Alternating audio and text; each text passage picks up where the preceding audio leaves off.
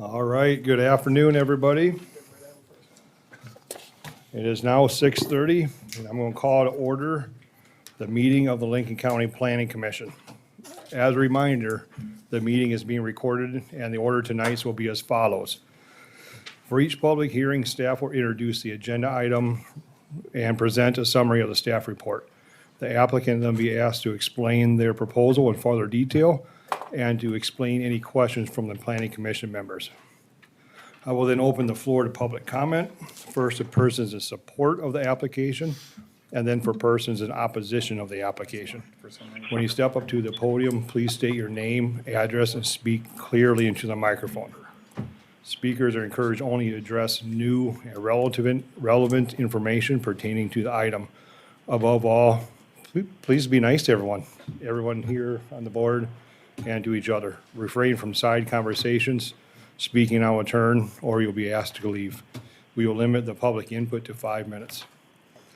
Lastly, decisions on conditional use permits and applications can be appealed to the County Board of Commissioners by submitting a letter to the County Planning Office within 5 business days.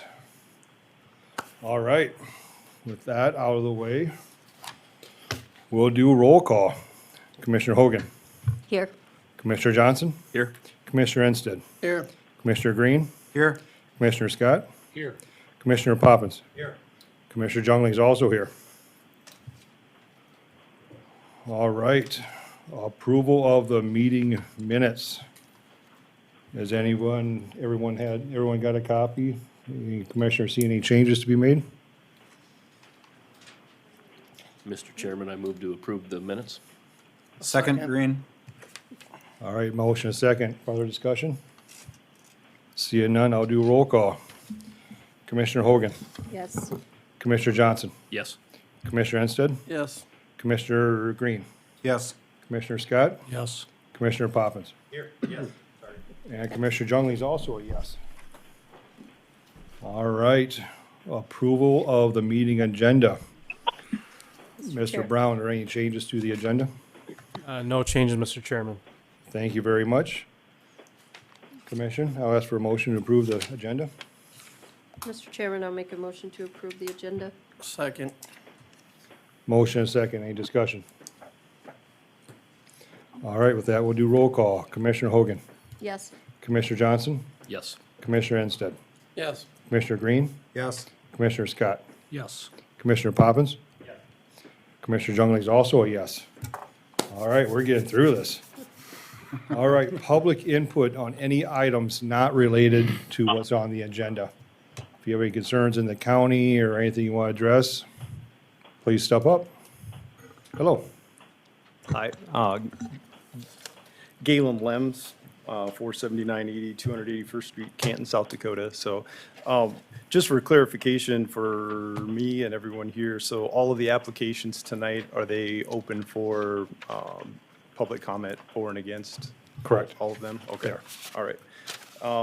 And then, yeah, the only thing I had, just this, I don't know if you're all aware of the Summit Carbon Solutions pipeline. There's been a lot of press in that in the media lately. So just want to make sure that's on your radar as well as Planning and Zoning Commission. I know it'll come before the commissioners themselves, but just want to make sure that there's discussions going on at the Planning and Zoning level as well on that. So, by the way, I'm not in support of that pipeline. So anyway, thank you. That's all. Thank you.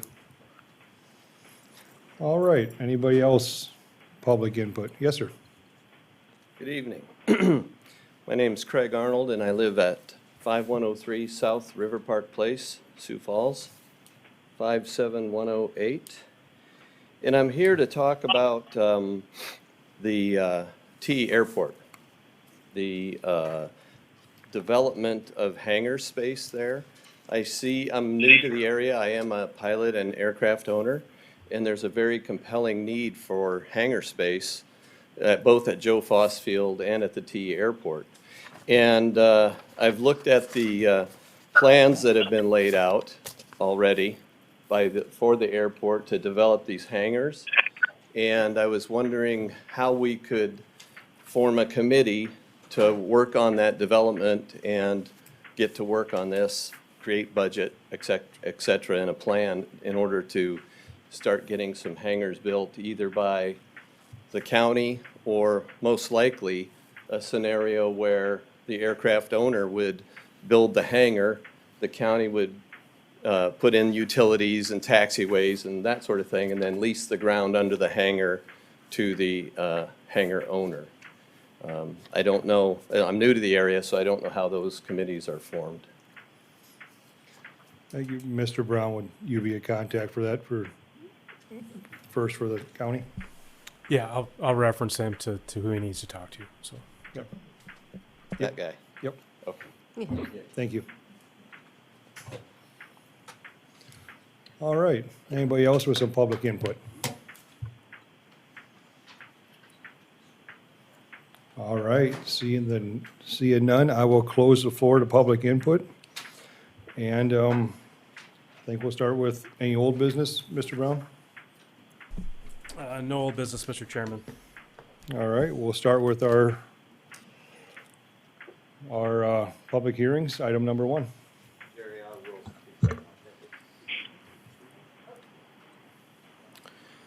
Okay, Mr. Chairman, as you're aware from the last month's meeting, this application is with the city and county commissioner, so I will be recusing myself. I've turned this application for review and recommendation over to the Turner County zoning officer. The Turner County zoning officer will be on the line tonight to assist you with the application. I will just put the exhibits on the screen, and then with that, if you have any questions about my recusal, otherwise I'll be leaving the room at this time, so. Okay, thank you. Thank you, Mr. Brown.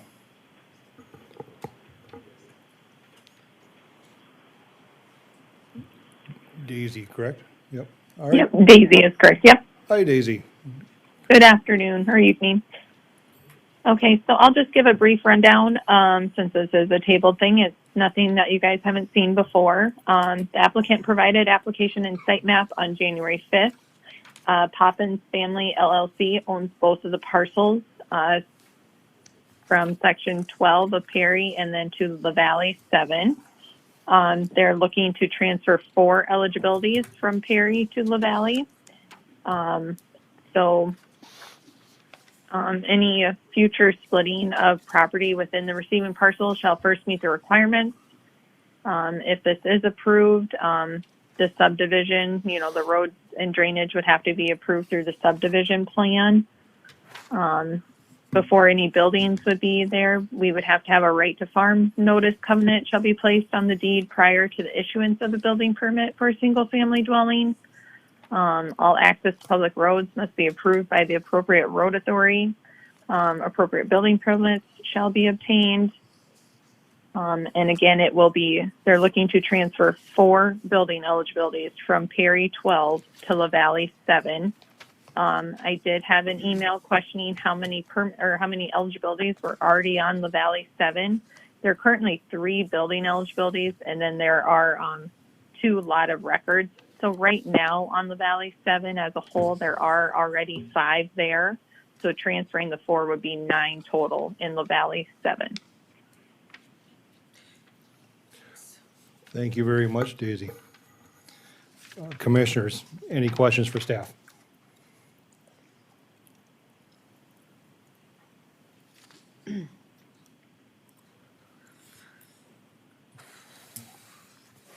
All right. Commissioners, you good? No questions for staff? Not currently. Okay. Thank you, Daisy. Please hold on line. We might have some questions for you. Okay, thank you. All right. With that, I will ask the applicant to come forward and talk about the application a little more in detail.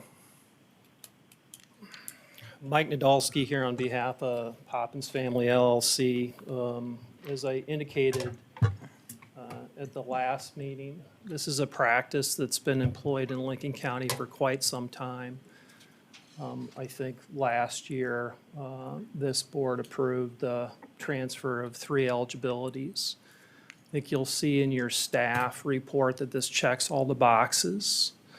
I think that the majority of the concerns that you'll probably hear tonight are things to be addressed through your subdivision ordinance and other types of ordinances that you administer or are administered through the Planning and Zoning Office. I respectfully submit that this is a question about what you're going to use the property for, and how it's going to be built and how that infrastructure is going to be built. That's why you have a subdivision ordinance, and you're going to have control over that. I also submitted last time, and I'll reassert it, if it's the conclusion by this board that the zoning ordinance needs to be changed or refined, I mean, that's your prerogative. But what the applicant is asking for here tonight is nothing new. And I think that you have adequate control over it. And I'd urge you to accept the recommendations of the staff and approve the conditional use permit. And I'm available for any other additional questions you may have. Thank you, Mike. Commissioners, any questions for the applicant's representative?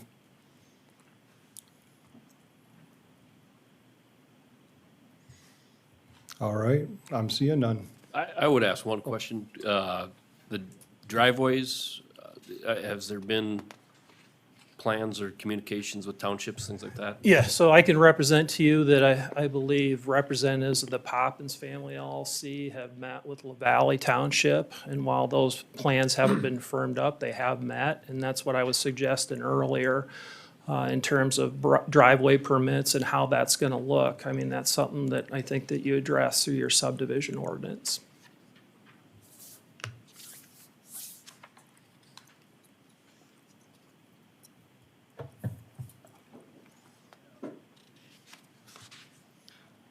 All right, commissioners, you ready for public input? All right. With that, before public input, I do want to remind everyone, I've said it a couple times, but I want to rephrase it again. Driveways, drainage, ditches, that's all part of the subdivision. That's not part of a moving eligibility, so I just want to make sure everyone's on the same page with that one. That's our job here now, just not tonight about drainage and all that, it's about moving eligibility. So with that, anybody in favor of the application, please come forward.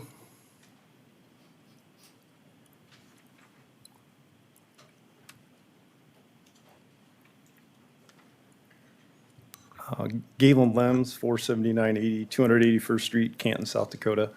So I'll just start by saying that, on this specific issue, I guess I don't really have any skin in the game, and I know there's some opportunity for public comment later tonight on the moving of eligibilities. But just to state, again, that these rules have been in place for quite some time. I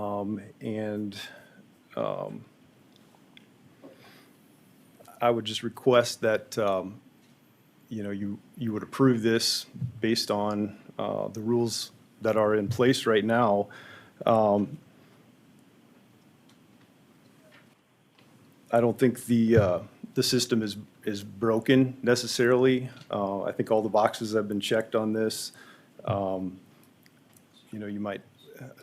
There may be some bad blood between neighbors or people that live close here. And let's not let emotions dictate policy changes, and let's not cut off our noses to spite our face. And the work's already been done here on this issue. Cool heads and public input have already led to the policies that are in place. And I guess I'm more concerned with that this doesn't lead to necessarily changes in our abilities to move these building eligibilities. I'd like to see things stay the way they are, and we can discuss those specifics later. So, thank you. Thank you. Okay, anybody else in favor of the application? All right. With that, anybody in opposition of the application, please come forward.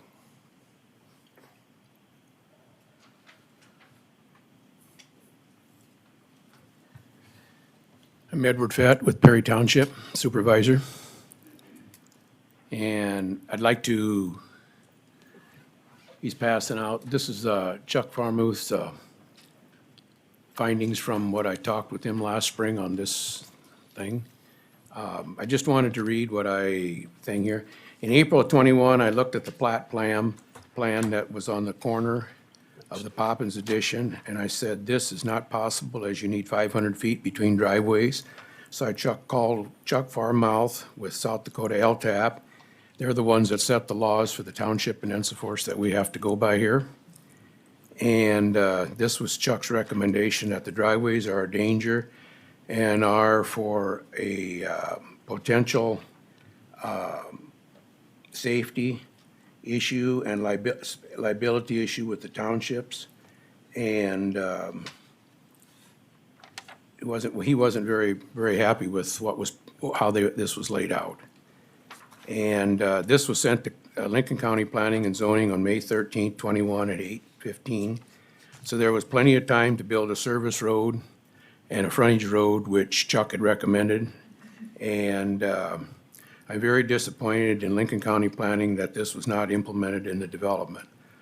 Mike was calling me every other day wanting a driveway permit. He then said he was going to sue Perry Township for a driveway permit. And I explained to him that I told him, I am not giving you a permit, as Chuck had explained. It was not safe to.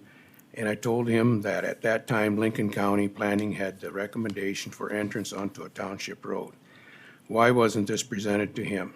He had all summer to get a frontage road built, so then he put in a driveway without a permit. As being a county commissioner, he should be a pillar of the community. With this behavior, I recommend not to transfer the eligibilities. He is definitely not getting any driveway permits. The roads will not handle the traffic. As I am a supervisor, I am not going to let the people of Perry and LaValle Township pay for the road upkeep, and Mike walks away with his pockets full of money at Perry and LaValle's taxpayer expense. The townships are getting so very little tax money, we have a hard time making ends meet.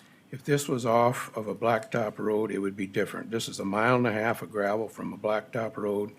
The road will not handle all the traffic. It is barely usable in the spring now. Perry Township will get no tax revenue from the transfer, but will have to keep the road up as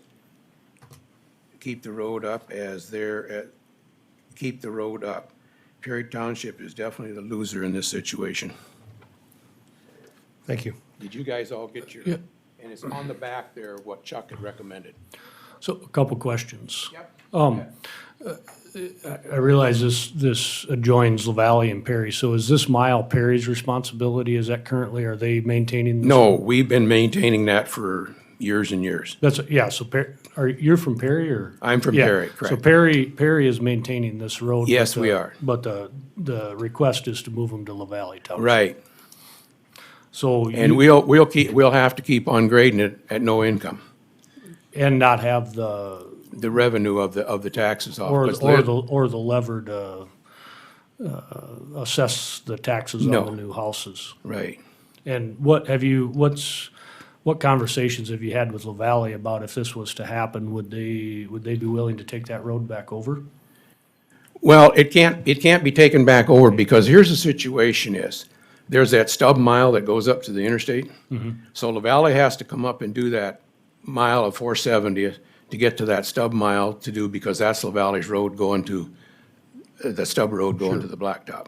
Okay. Then on a shared deal like that, there's 6 miles, so we take the next 3 miles going south. And then LaValle's got some stub miles coming up from the south that they've got to take care of going up to, that Dose's Cabinet Factory and those up there from the south side of Klondike Road. Yeah.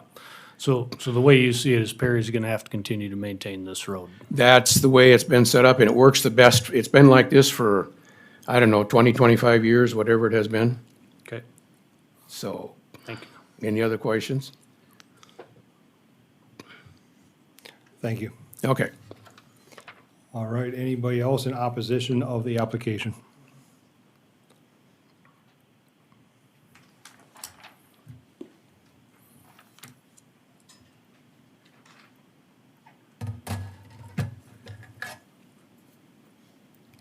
Will I do anything to this keyboard here? I'm Dana Hahn, and I live in Lenox, but I'm here representing my mother, Iva Hahn, and her 3 adult children. Our farm, our family farm is at the intersection of 274 and 470th Avenue, just north of the quarter where these eligibilities would be transferred to. We own the cropland. I'm asking this evening to vote no on the request to transfer a building eligibility. I'm making this request because of 3 concerns that I have that have not been resolved.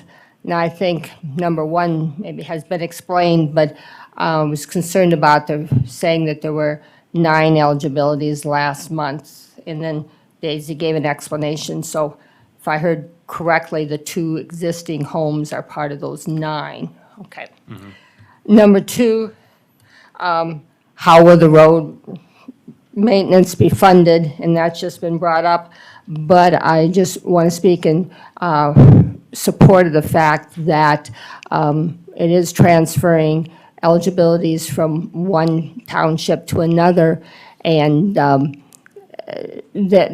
wherever those homes would be built, whichever quarter, there will be increased traffic.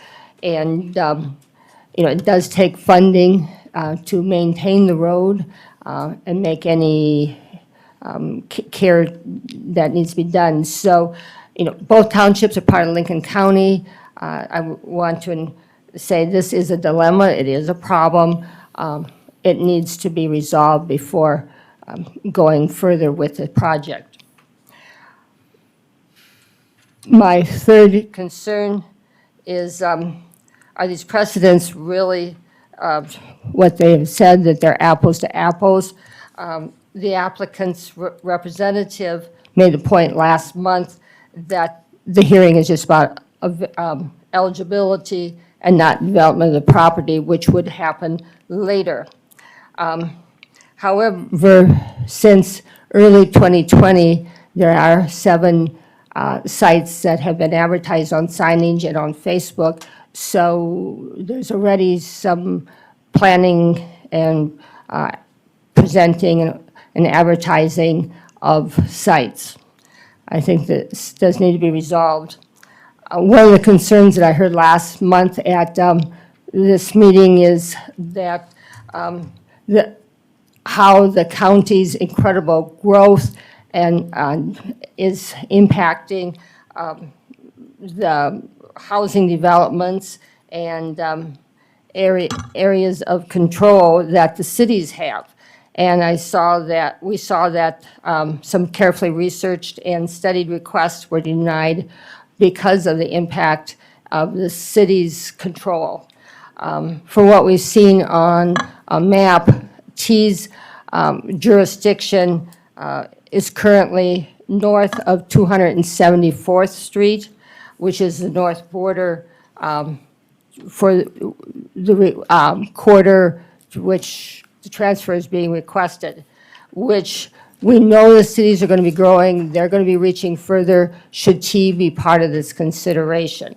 I think now is the time that this needs to be resolved and looked at. So again, we are urging planning and zoning to vote no on the requested transfer of building eligibility until these concerns are resolved. Thank you for your time and consideration. Thank you. Okay, anybody else in opposition of the application?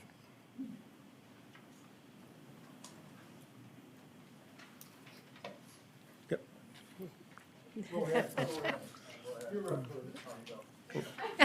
Rock, paper, scissors, I can call it. Lennox Hahn, 46952, 274th Street, Lenox. I was at the last meeting, I'm just listening to this meeting, and I hear that, this thing is profit motivated. That's the pro part of it, and I have no objection to people making a profit. But there's a lot of issues that's gonna be at the taxpayer's expense, like, we talked about roads. Talked about a burden on the township, where those eligibilities are coming off of there. And we've done it before. Well, yeah, but there's got to be a point where we, step back and think about this a while of who it benefits and who it's a burden to. And then in the future, if somebody from down in Hudson acquires this property and they have property down in Hudson, are we gonna let them transfer all those eligibilities up here and flood this place? So in your public service, I just hope that you keep the taxpayers in mind and do what's best for them also. Thank you. Thank you very much. All right, anybody else in opposition of the application?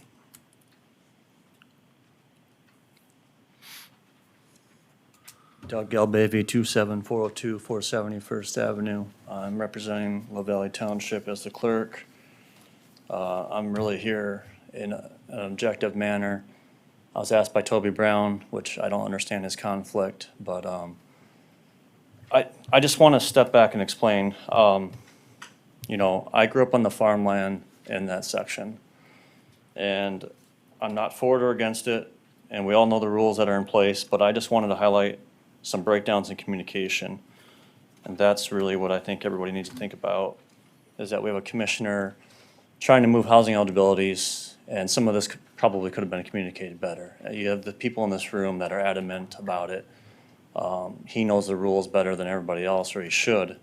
And I think that's what would have maybe lessened the heat a little bit. So I joined the township in October, and I've learned a great deal since then. I'm not new to regulations, but on the federal level. So the issue we have here really is poor communication. I don't know if it's your group or Toby Brown or Mike Poppins. And the breakdown here, even on this week, I called Toby Brown 2 weeks ago. Where's the letter explaining what we, the townships, are supposed to be telling you guys? No letter. I get a letter today, the day after Easter, Monday at 1, before this meeting, and it's about the last agenda item. I mean, what am I supposed to be telling you guys representing La Valley Township right now? I mean, I'm not gonna take a side, because one, my dad lives on the field next to Mike Poppins. And two, I know all these neighbors over here that I grew up next to. And three, I know the builder. So it's like, and I know Mike in an indirect way. So I'm trying to just be objective. You have your rules in place. I went through the equalization process back in March. It was not fun to listen to people a lot older than me that had owned their properties for 20, 30, 40 years complain about their taxes. But I'm supposed to remain objective. And I think my whole point tonight was to be objective too. There's been a lot of transfers. There's people in this room that have transfers. I think we've allowed this to be a little bit too opinionated with the person moving them. And that burden's on this group right here tonight. It's your tough choice. The other thing that's an issue with Toby Brown has been these plats. You've got a plat signed by the wrong person. Sorry about that. But if we can't get things going from the ground up, that's why people are frustrated with this whole process.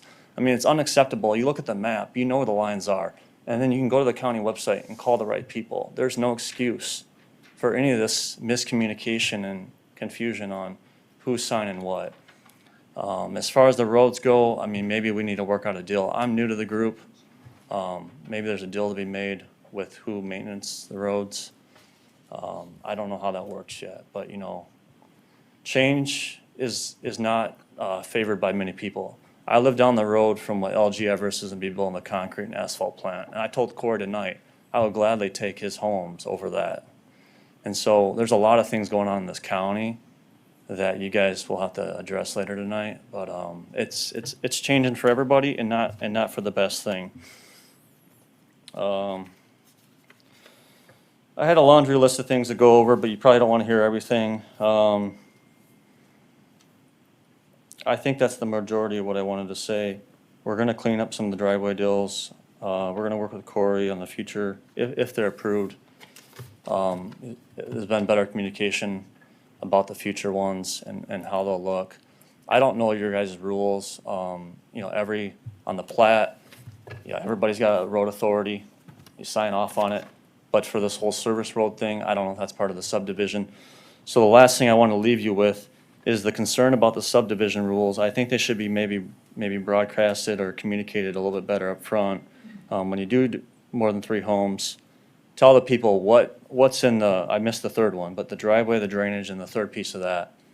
Maybe if that would have been communicated more up front, I don't think there would have been as much confusion and frustration, but, I mean, in the end, nobody wants 7 new neighbors, on their quarter of land, so it's your guys' call of the night, and, I'm trying to be objective, so that's what I had to come to say.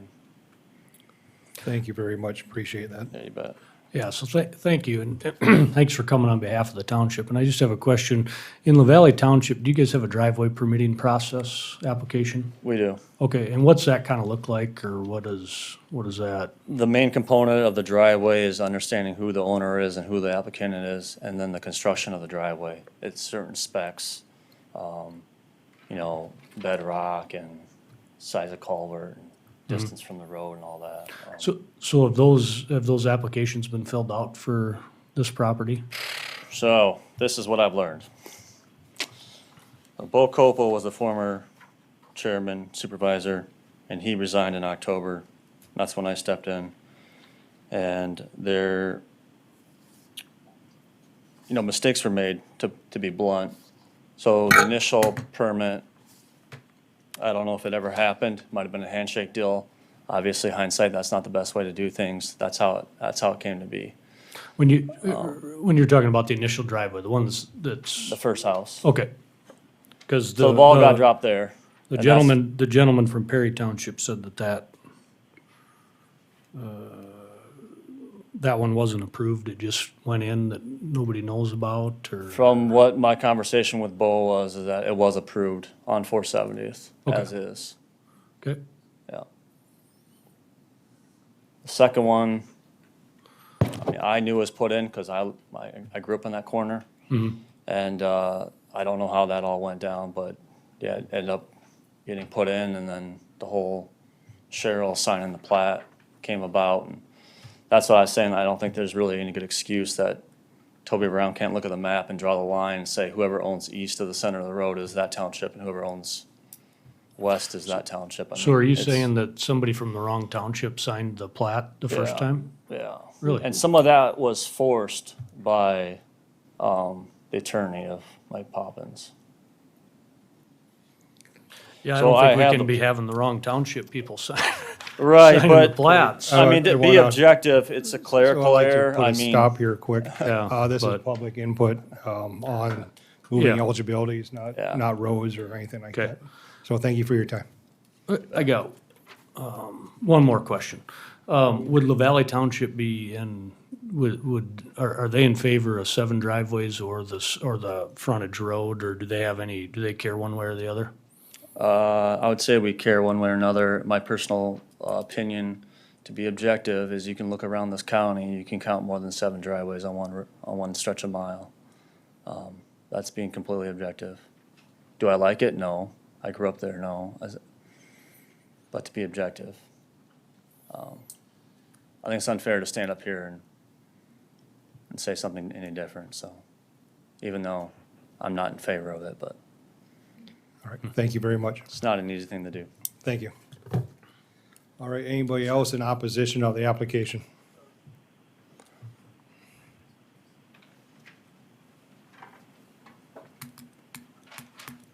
My name is Cheryl Ziegler, 27508 465th Avenue, Lenox.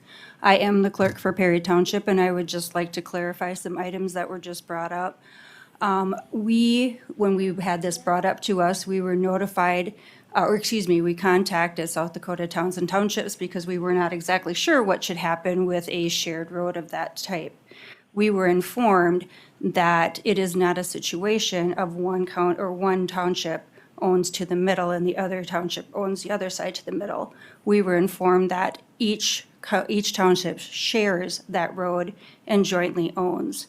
At that time, there were a couple of people from LaValley Township who were on some email communications back and forth with me and with Mr. Poppins' attorney. At that time, it was determined that the plat could be signed off on. However, I was the only township representative between the 2 townships that could sign it off within the time frame that had to be made. That is why that plat was signed by me rather than both townships. because it was of the understanding that it was jointly owned. Okay, thank you, Cheryl. All right, again, I'd like to strongly say, this isn't about townships.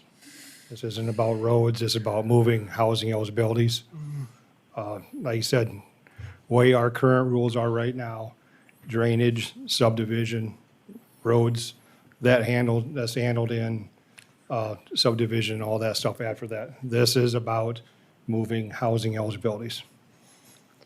So when we're going back and forth talking about he said, she said, and public input, this isn't the time for that one. But I think we can take into consideration what the townships, what some of their concerns are, because ultimately, if we do this, they're gonna be the ones that are taxed, or they're gonna be in charge of the road maintenance, and I think that a compromise between the townships and the applicant, I think the sooner we can get ahead of that, the better it is. And so to just shut the townships out and say they can't have any voice, I don't think is the right thing to do. Right, I agree with that, and we can discuss this after our motion and whatnot. But we'll see who's coming up next, but we've heard from townships, we've heard, and any new relevant information, please come forward if you would like to be against the application.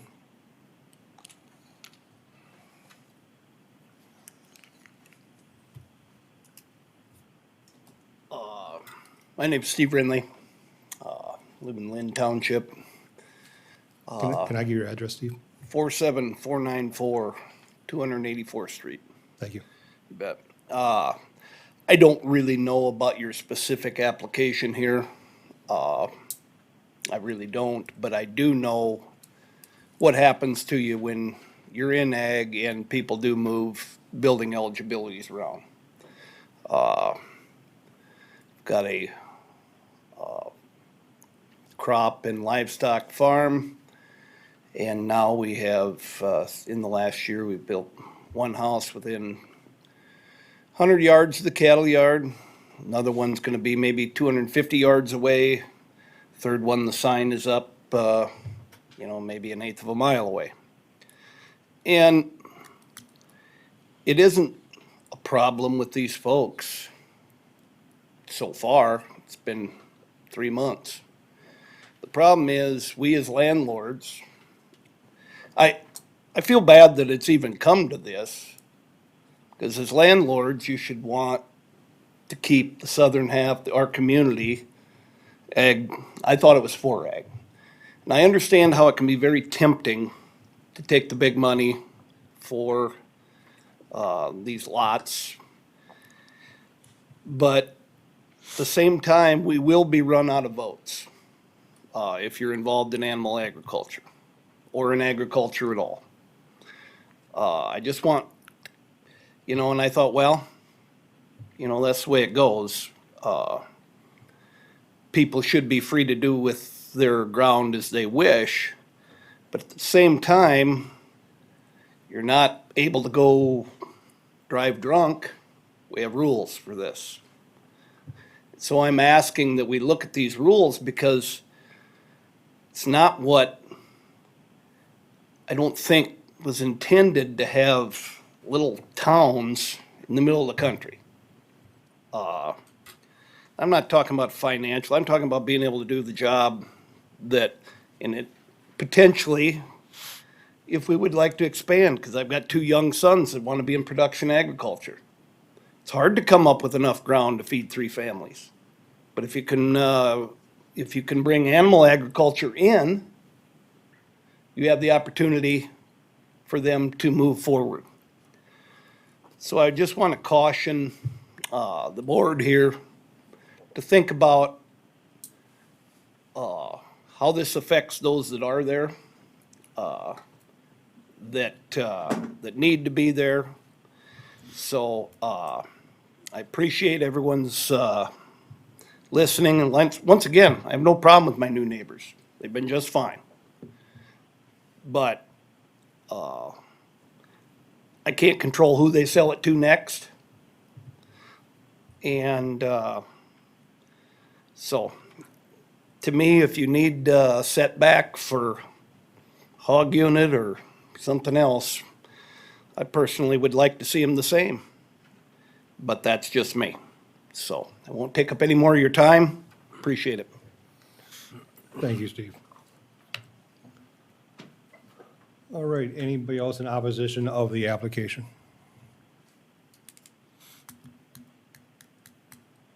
I do have a letter. We have 3 letters, actually. And we can still have a conversation after this, but I thought it'd be a good time to read these in. Okay,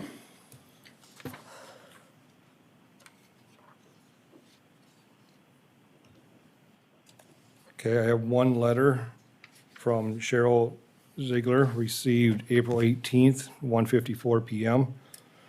Says, "Good afternoon, Mr. Brown. Following discussion last night by the Perry Township supervisors, it was agreed the board would like to have this correspondence removed from the record regarding the Pappas conversation. Can you assist? Thank you." And what's referenced to is a letter I read last month from Edward of Perry Township, based in opposition of the development. So I'm not going to reread the letter that's already in the record, but we do have one asking that that be removed. We have another one here, April 18th, from Wadelia. I'm terrible at names. Anybody help me? Holsher? Okay. This is a longer one here, so everyone on the commission has that in front of them.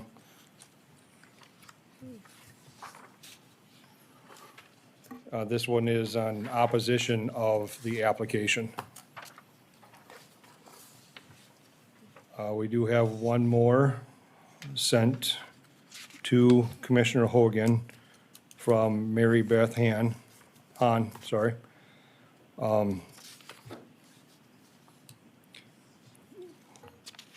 It's a longer one, but the beginning part of this, it says, "I am unable to attend this evening's meeting, but I want to thank you for your thoughtfulness on the March 21st meeting and ask a few questions. I've attached a letter for you to view a few public Facebook posts from 2020, a couple pictures taken from the road." And again, this is a 3 or 4 page one with pictures, but is in opposition of the application. And all the commissioners have that in front of them for the review.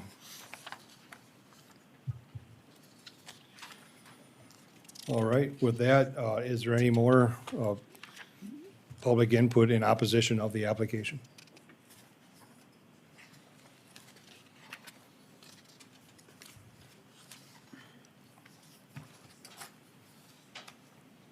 No, anyone want any more things to say? Can I ask? All right, with that, I'll close the floor to public input.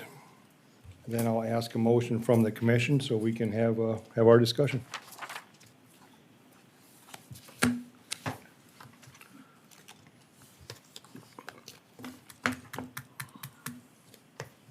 I'll make the motion to approve the transfer as requested of the 4 building eligibilities for the sake of conversation.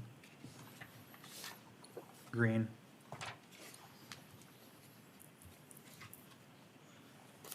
Second, Instead. All right, we have a motion and a second for approval. All right, commissioners? So I have a few questions, I guess. Mr. Fett, is he still here? Okay, can you come up? I just got a question for you too, that I forgot to ask you before. I apologize. Okay. So per Mr. Formelt's recommendation of frontage road, Right. would Perry Township be in favor of that? Well, if that's, like I say, Chuck sets that, so that's what's gotta go. He sets the laws for stuff. So, So I mean, if a frontage road was put into the subdivision, is that something that Perry would be in favor of, or? and before I agree to that, I also would want La Valle's input on that too. Mhm. Because I think they're into this just as much as anybody is. Sure, yeah, and I think we asked La Valley that, and they were Yeah. away with it, maybe, is how I understood it. So this is something that, will have to be worked out between us two townships. Yep. Thank you. Okay. So then I have a question for Daisy, if she's still, are you still with us, Daisy? Yes, I am. Okay, so can you explain to us in the subdivision ordinance what that's, what the access is gonna look like, or what the verbiage is in there for access to a subdivision? To be honest, I do not have your subdivision plan right in front of me. I would have to dig it up on a computer. Can we make it a condition to, on the transfer of these eligibilities, to add a condition that it needs a frontage road? I believe that would have to be addressed in the subdivision In plan. the subdivision plan, that's when we could do that? I believe so, yes. Okay. Because today is just about, it's not about where the eligibility is. I mean, it's where they're going, but not specifically where they're going. But It's if just we- saying this section. But if we were to approve the transfer of these eligibilities, I apologize, I'm looking up the ceiling like you're there, but if we were to approve the transfer of these eligibilities, then we would still get the chance during the subdivision permitting process to discuss access at that point? Yes, I believe so, because that's where you're addressing all the roads and the drainage and Okay. whatnot. So I believe that would be part of the road in the subdivision plan. Thank you.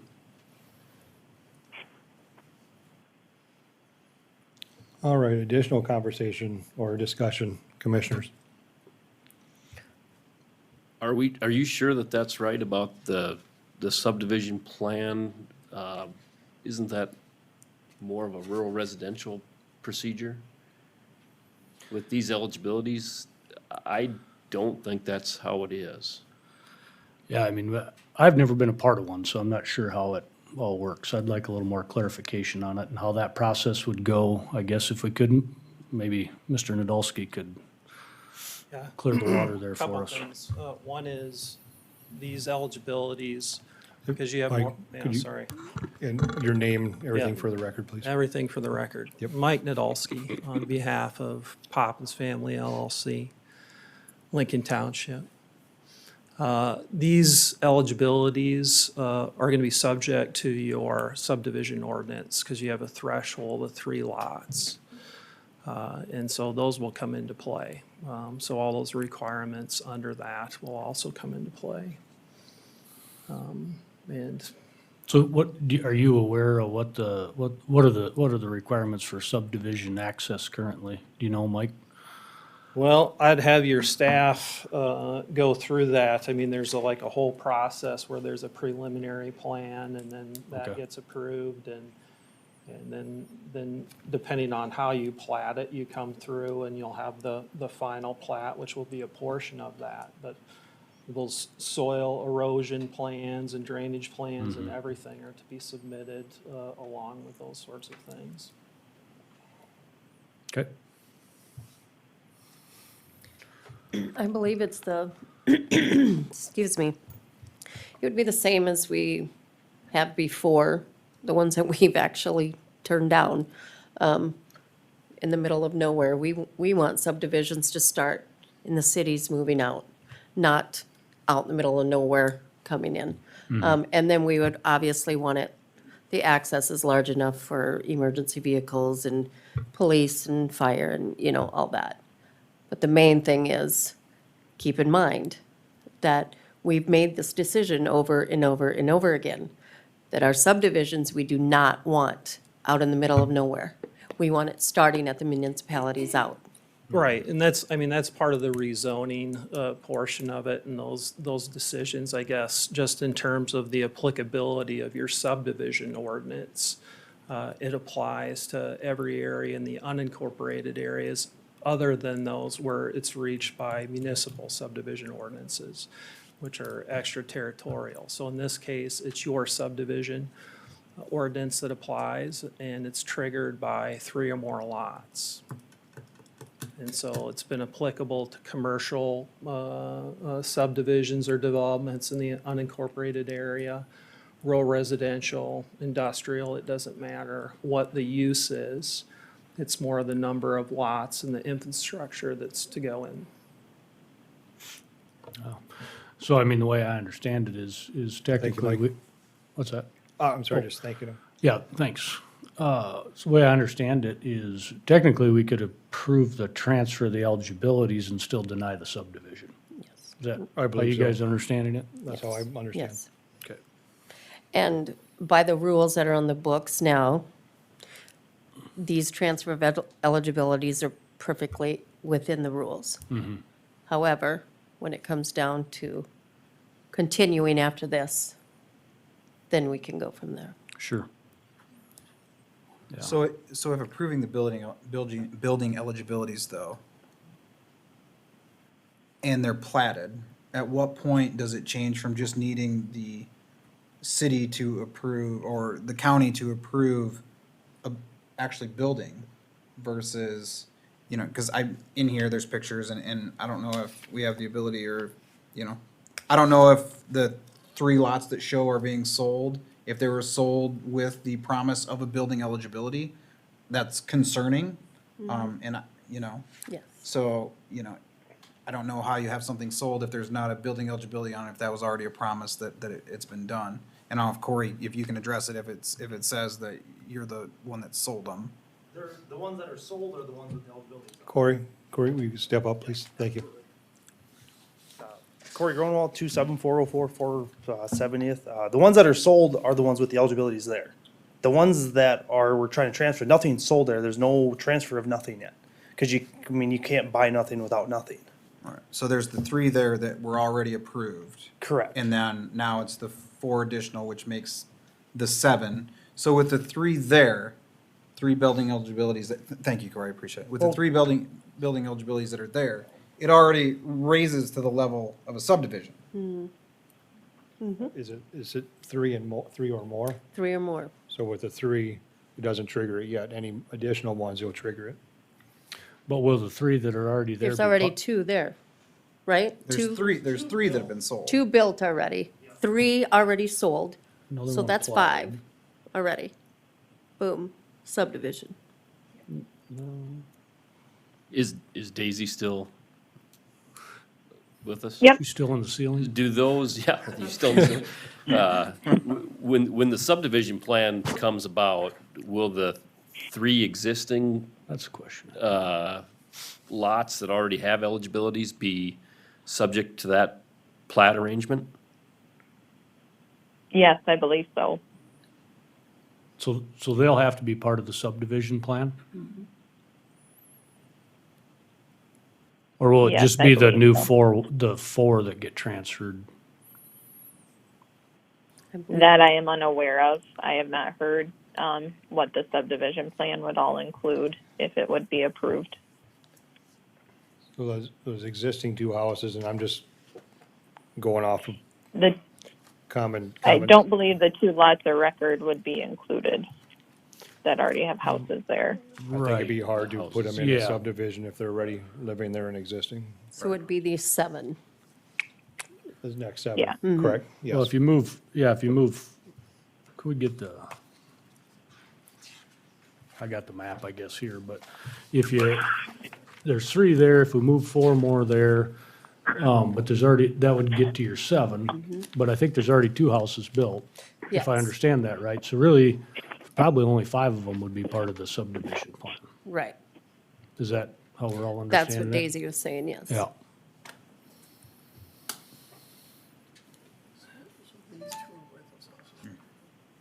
No. Can I address the subdivision question or no? Is there, do you guys like? Yes, Mike, will you please address that? Sure.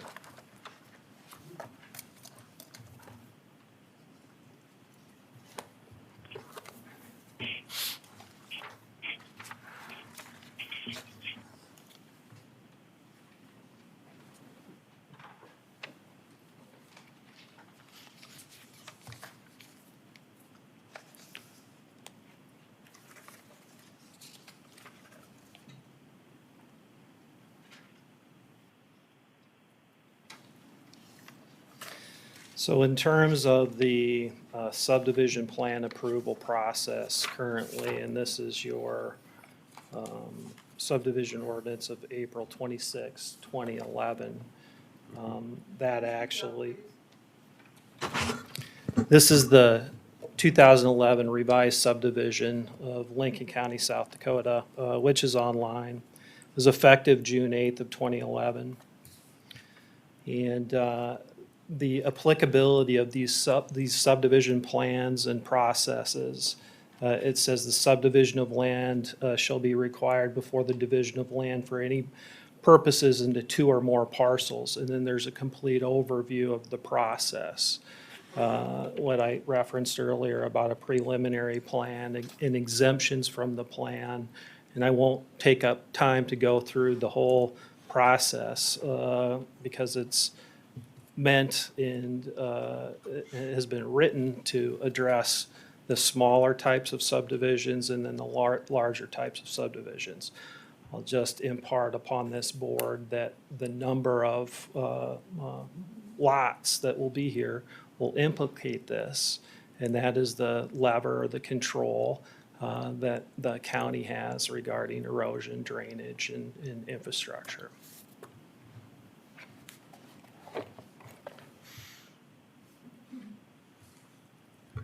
Corey, can I ask you a question?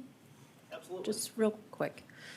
Just because it was brought up at last month's, that corner driveway, is that still being utilized? If I say no, can we just drop that subject? No, but I would like an honest answer. Yes, it does get used. The answer is yes to that. Okay. And that was one of the handshake deals that Doug touched base on with Bo. Bo and I talked about it. I went to put crushed asphalt down there if it wasn't approved. So I think that's at a later date, we can discuss what we want to do with that. Okay. I mean, there's obviously things we can work on, but that's what I mean, the handshake deal, that's how that happened. Okay, thank you for being honest. Was that new or existing? The driveway's always been there. There's actually a curb stop in that driveway. So that field approach has been there since land before time. I mean, it's nothing I added to it. It was just there, and I asked Bo, I said, hey, we had my driveway there, can I make a horseshoe on there? And he goes, it's an existing driveway, so yes, it's grandfathered in. Because I didn't put it there, it's been there. The only thing I did is put 4 inches of crushed asphalt over top of it. So that's all I did to it. Thank you, Corey. Yep, no problem.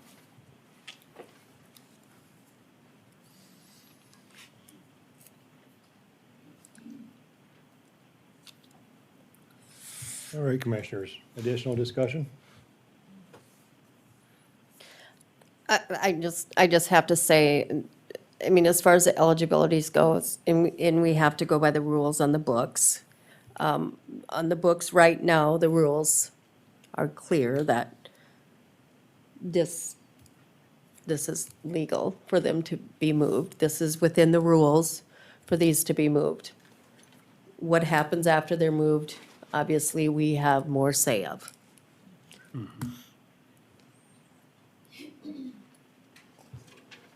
I agree with Commissioner Hogan. You know, and we're working on our transfer eligibility rules, you know, as a conversation piece after this, and we're looking at some clarification, because as we've said in a number of meetings, that the way this is happening right now was not the original intent.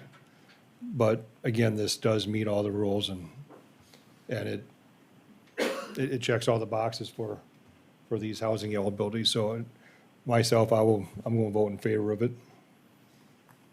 And that we have those triggers, like I said, in place to control what happens after this with frontage or driveways and all that. We have those triggers after this to handle that.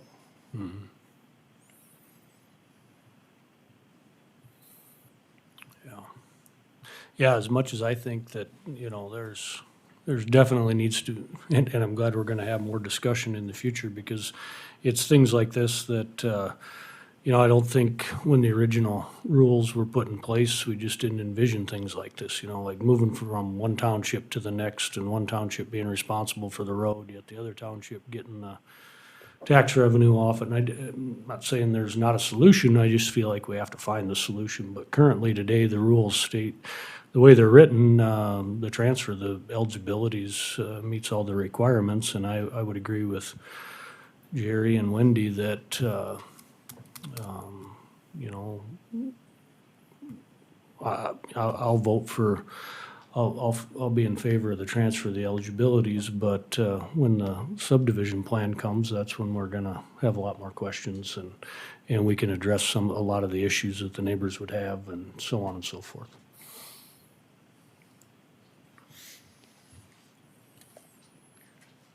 All right, other commissioners, questions, discussion?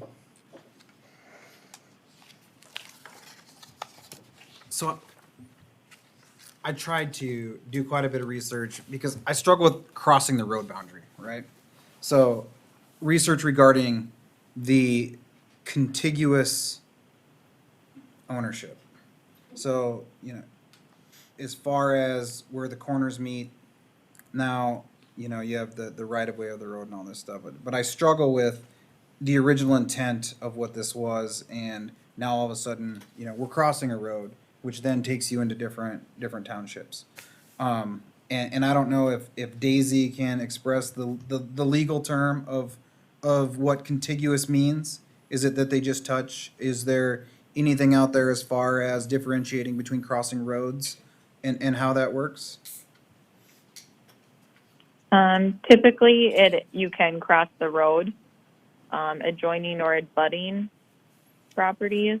It does include crossing over roads. Okay. I've had the same discussion in Turner County multiple times. I'm not sure how it is here, but I believe the landowner does own half of the road, correct? Mhm. So there wouldn't be even a right of way to Yep. say Yep. as a You're taxed buffer. to the middle of the road. Yeah, so technically they touch even though the road's there because the ownership goes to the middle. Right. Yep. Correct. Thank you, Daisy. Yep. All right, commissioners, now's the time. We're not in a hurry to take a vote. Just talk through as much as we want to.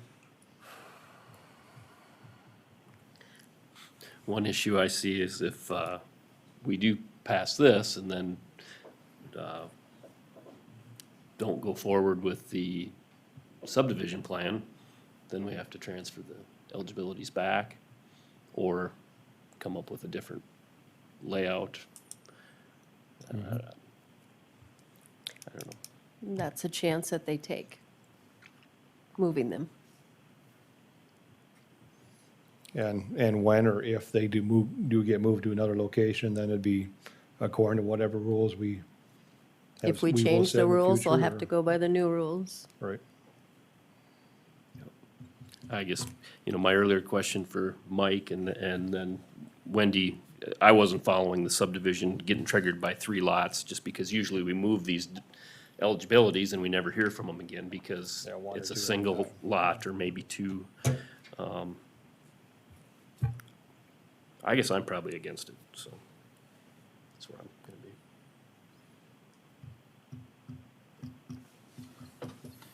Yeah, it's a hard one. It's when you start, so what is listed on the picture, right? There's track 1 through 3, which were the initial 3 that were moved there, and I'm looking at the picture of the Poppins edition, right? Just for reference, and then there's tracks 4 through 7.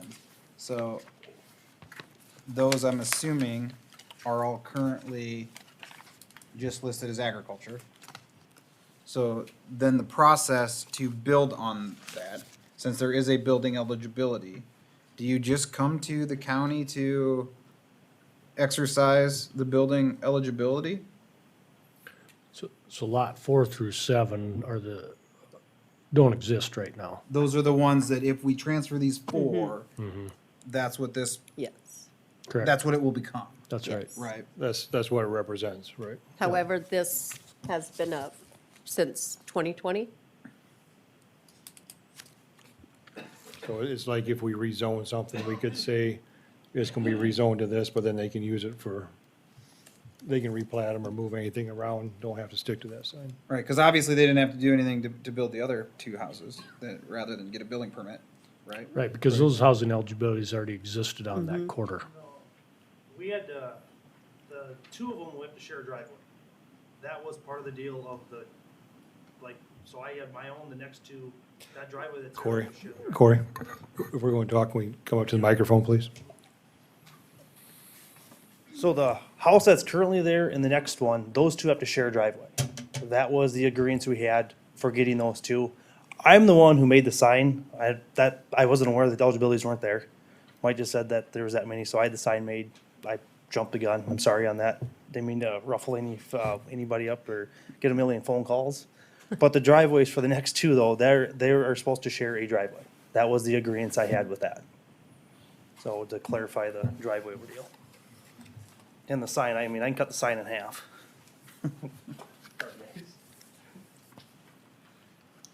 But the process, if the building eligibilities then are transferred, and say they sell tract 4, can whoever buys tract 4 just come and get a building permit and build on it?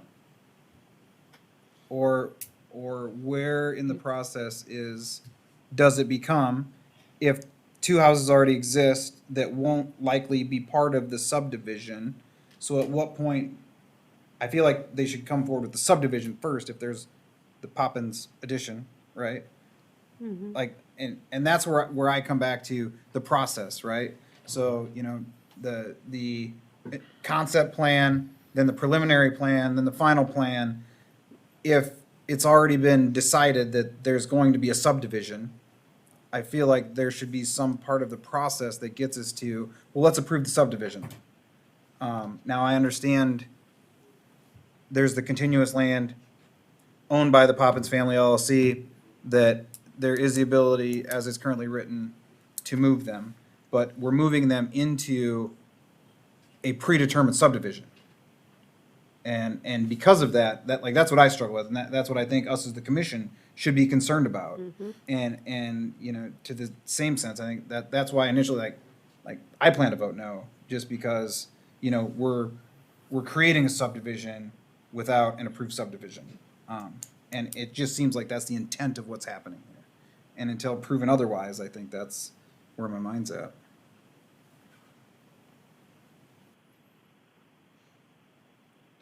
Yeah, it'd be nice if the process was reversed. But unfortunately, it's not. It would be, except for unfortunately, right now, we're just dealing with the transfer of eligibility, so we have to deal with And he can't, this he really part of can't it, come forward with a subdivision plan until he's got the eligibilities.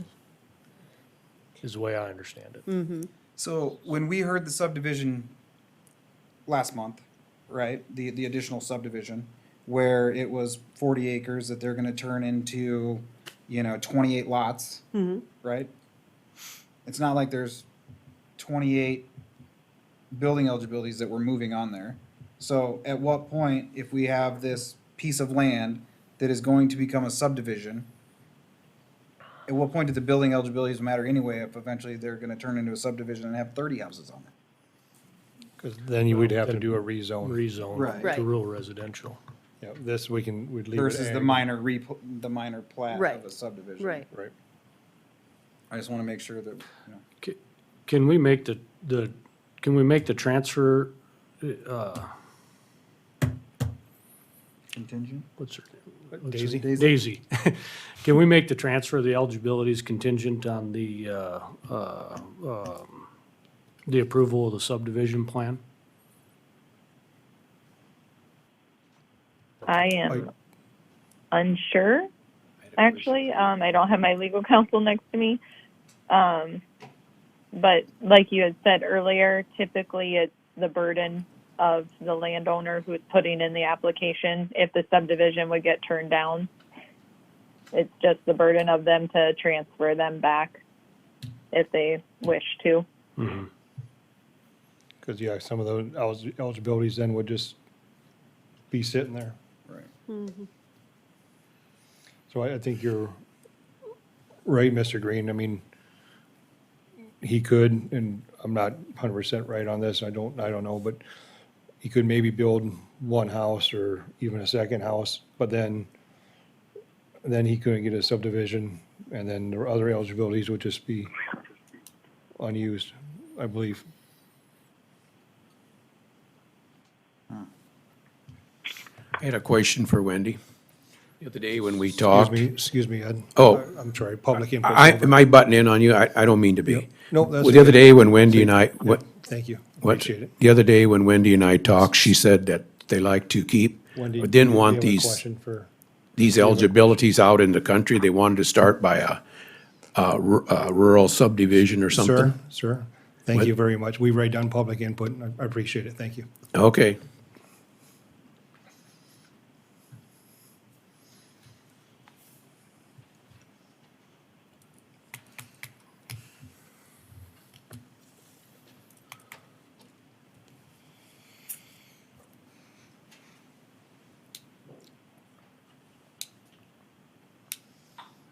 All right, commissioners, any further discussion? More time to think? Yeah, I mean, I guess if I vote in favor of it, it's not necessarily that I'm in favor of this whole process, currently, but I guess, it's just back to the way things are right now. I guess it, in my opinion, checks the boxes, but I don't know that I would be 100% in favor of the subdivision plan, but that's for later discussion. Yeah, Yep. I agree with you, I'm on the same. And I page. hope people realize that if it passes, there's gonna be a bunch of houses getting built tomorrow. I mean, there's a whole process that we have to go through, another process to go through to get the subdivision approved, if I'm thinking about this right. I believe so. So just to clarify, Jerry, so like when we talk about the subdivision, and if the building eligibilities get transferred and we don't approve the subdivision plan, then can they just go each individually and build, being there's eligibilities there, just like they did before, is, hey, there's an eligibility there, so we can just build each one at a time? How does that? Because that's the concern I was trying to bring up is, at what point, if there's a building eligibility, do you not just have the ability to come down here and get a building permit and build on it? Yeah. Yeah, that So- was what I wanted to get clarification on, is what would prevent them from moving those four over there?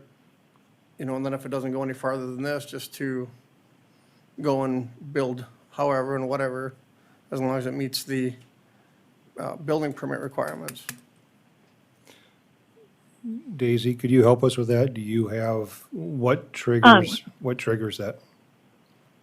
So number 2, under the staff findings, that any future splitting of the property within the receiving parcel shall first meet the requirements.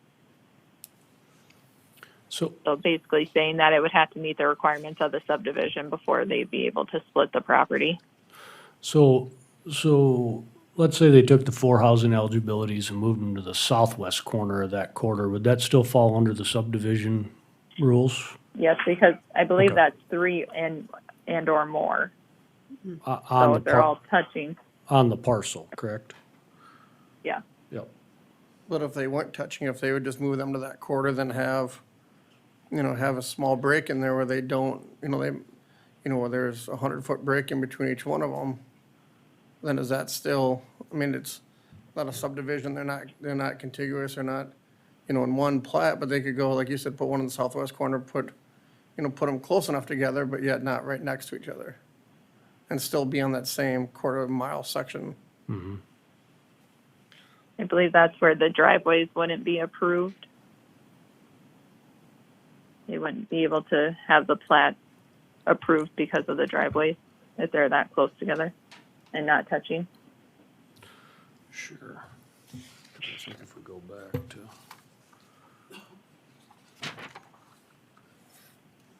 Public roads must be approved by the appropriate road authority.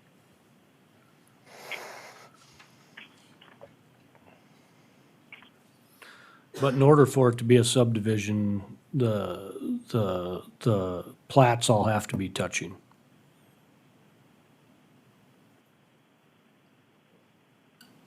I believe so. new wrinkle. New wrinkle, You know, yeah. And our other option is we could table this until we're all for sure what we want. Oh, gosh.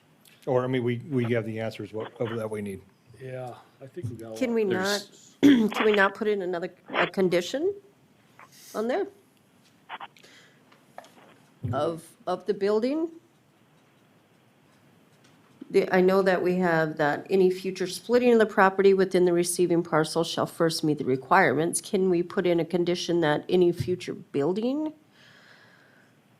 on the parcels?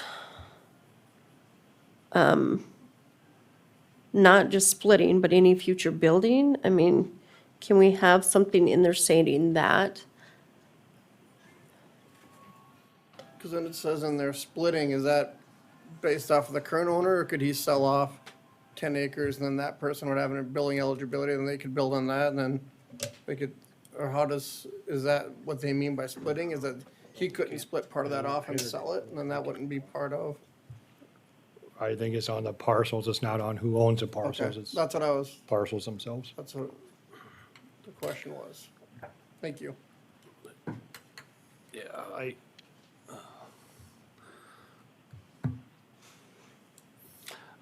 I guess I've got more questions now. Would like to personally get some more clarification, and so, yeah. I'm half contemplating maybe tabling it and getting a few of these things figured out. I'd like to dig into the subdivision thing a little bit more and see what that all looks like.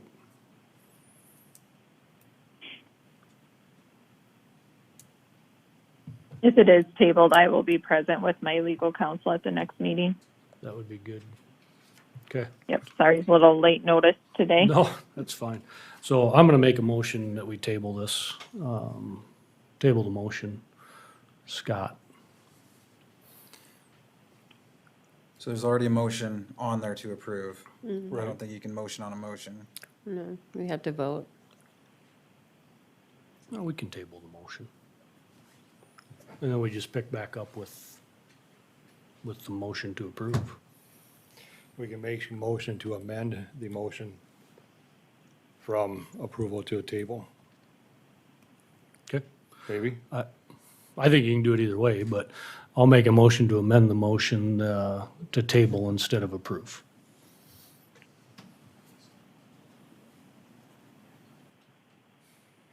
So now the motion should be Think that works. for tabling.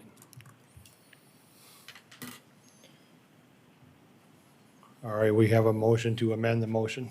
Commissioners, we have a first.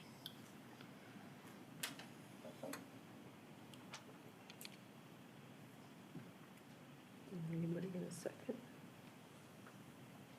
Board members, Joe Meter, Deputy State's Attorney here on behalf of Bill Golden this week. And I would tell the commission at this point that you cannot table at this time. So Okay. that's just what I wanted to put out there. One other thing. Should the motion fail, there is an appeal process that might be better suited for what we're taking on here. Yeah. I mean, to me, this is maybe one that the county commission, I mean, not to put our applicant in the bind, but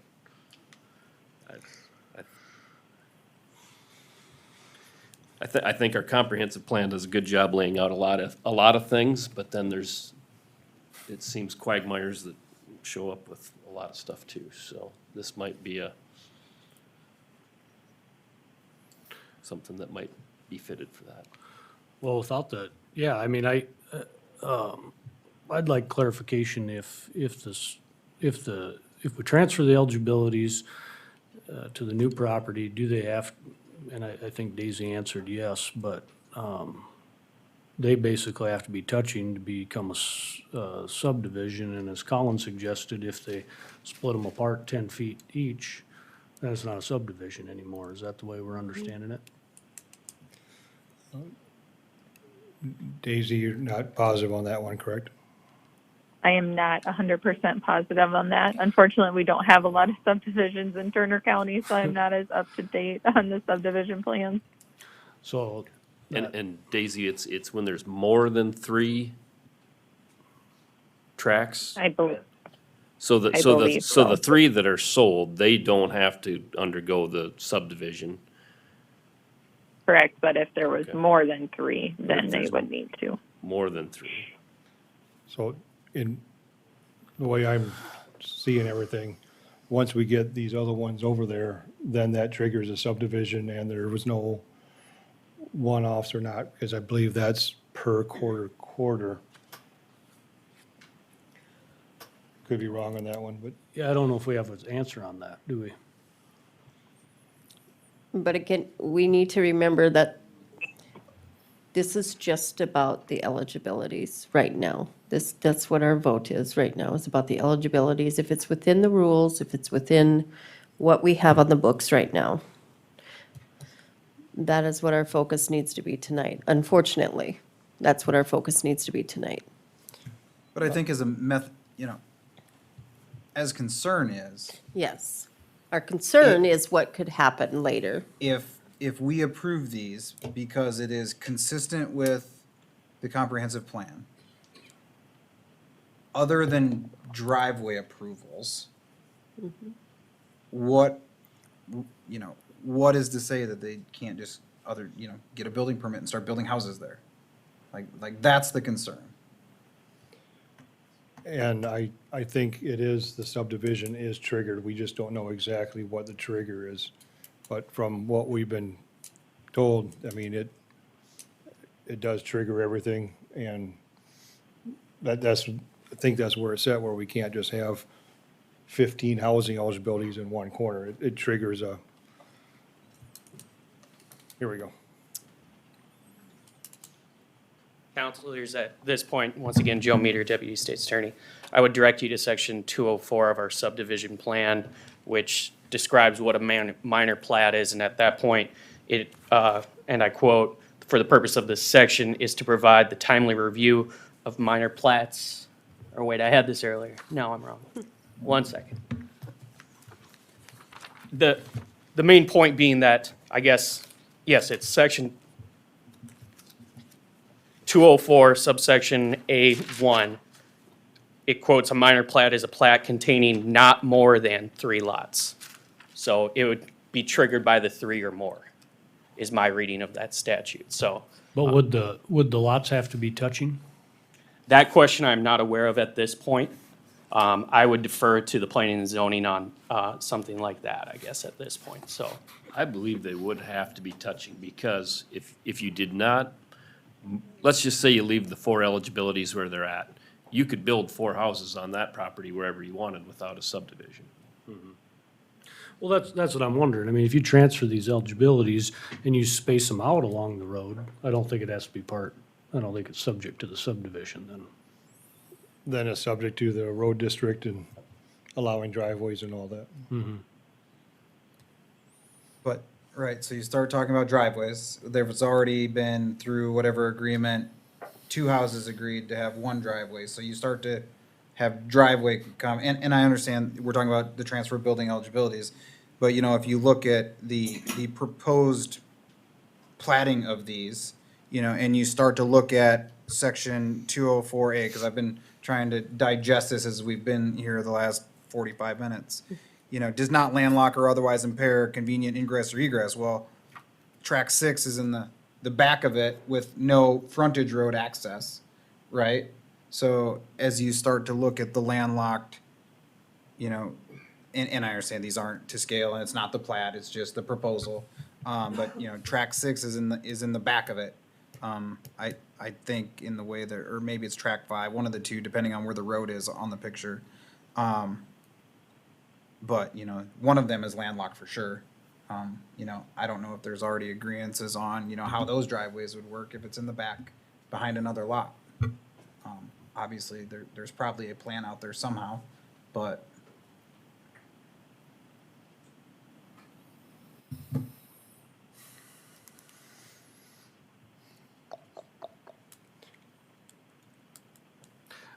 Yeah. I'm just, yeah, I'm still going off of right now, housing eligibility transfers. This meets the criteria for transferring a housing eligibility.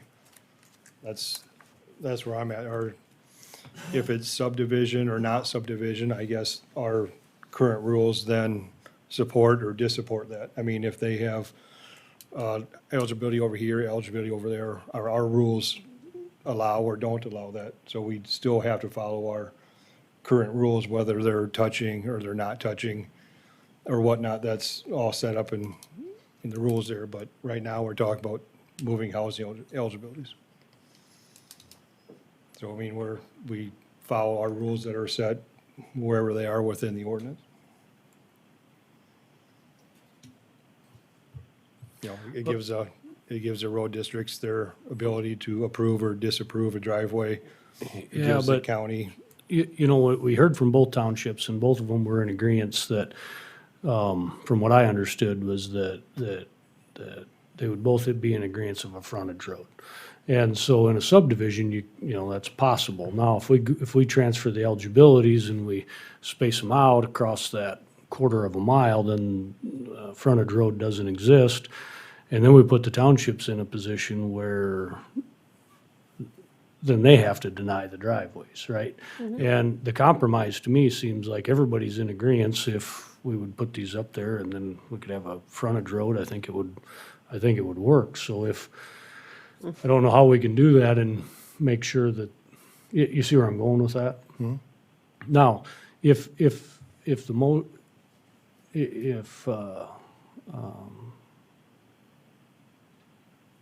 it didn't pass, we can still make another motion, correct? no, if we have a motion to approve, if we deny it, that's it. Then they would be able to appeal to To the commission. I don't think is there appeal for this? Yeah. the commission. Okay, Right, so there is an appeal, because all ours is a recommendation to the commission. right.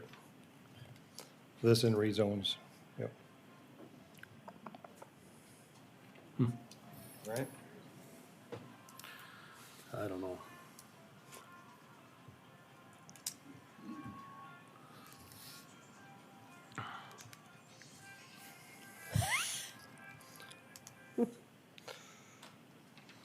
So, all right, any additional conversation, more thoughts? Again, I'm sticking with it checks the boxes, they can be moved. We have rules for subdivisions or whatnot that trigger from the move or not move. That is Okay, let's vote. that's my thoughts as well. Mhm. All right, we ready to roll call? All right. First, Commissioner Hogan, Yes. Commissioner Johnson, No. Commissioner Ensted, Yes. Commissioner Green, No. Commissioner Scott, Yes. Commissioner Jungley is also a yes. So that is a pass.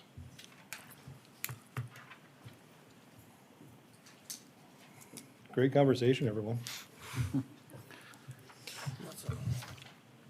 All right, with that, we'll ask staff, Mr. Brown, to come back in the room and he can talk about application number 2.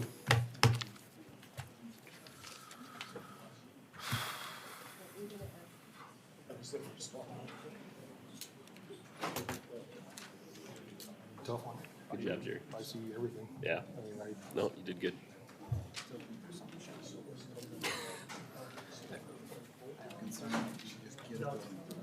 I think they can. The lever though that's in place is the township doesn't have to give them a driveway. Which, Commissioner Holder brought 2. wish we could have got more clarifications from our main Toby's. Yeah. Tell us, because if they can take it now and just spread the thing out, which isn't conducive to farming, you know, around those acreages, so I don't know that that's gonna necessarily happen. They can transfer the eligibilities and then put conditions on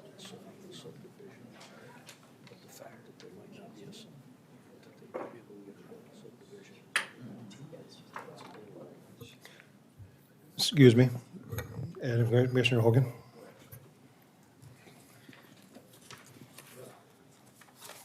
All right, Mr. Brown, can we discuss application number 2?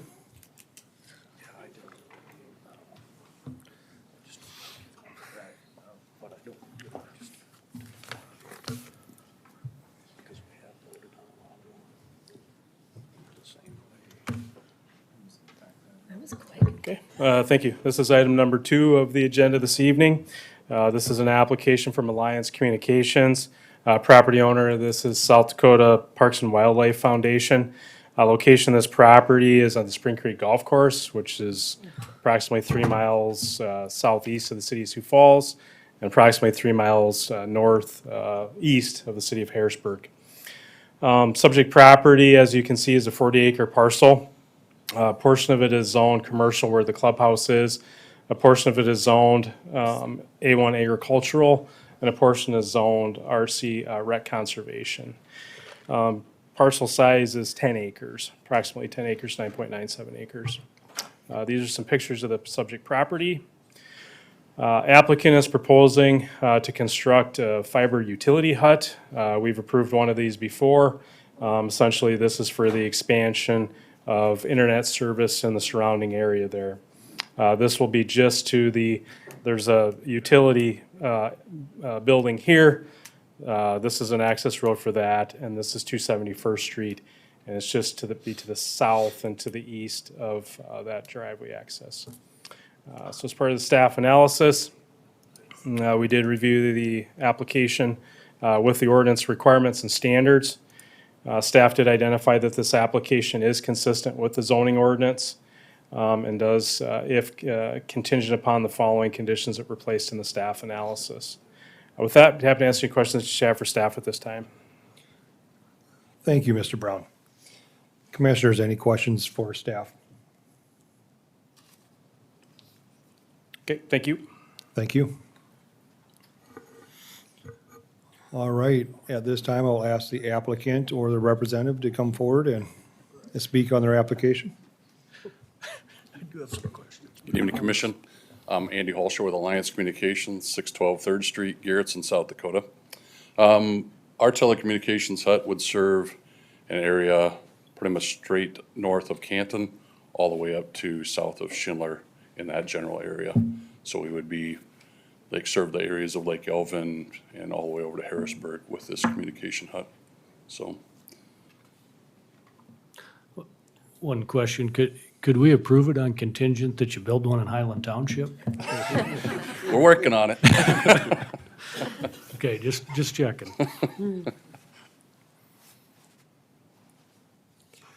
I do have a question. So to get your fiber to the proposed site right there, do you need an easement or utility easement or anything to get it to the location? So the terms of the lease that we have with the state has that built into it. So that's all part of that road right away, and then the easement to get in there along the road would be that part of that we had set up with first the golf course, and then that transfer of ownership moved to the state, and then the state approved that lease for that same amount of time. Okay. Commissioners, any other questions for the applicant? See none. Thank you. Thank you. All right, at this time, I'll ask anybody in favor of the application to come forward and speak. All right, seeing none. Anybody in opposition of the application come forward and speak? Seeing none, I'll close the floor to public comment, and I'll ask for a motion from the commission. Mr. Chairman, I would move to approve the conditional use permit. Second, instead. All right, we have a motion and a second. Commission, any discussion, conversation?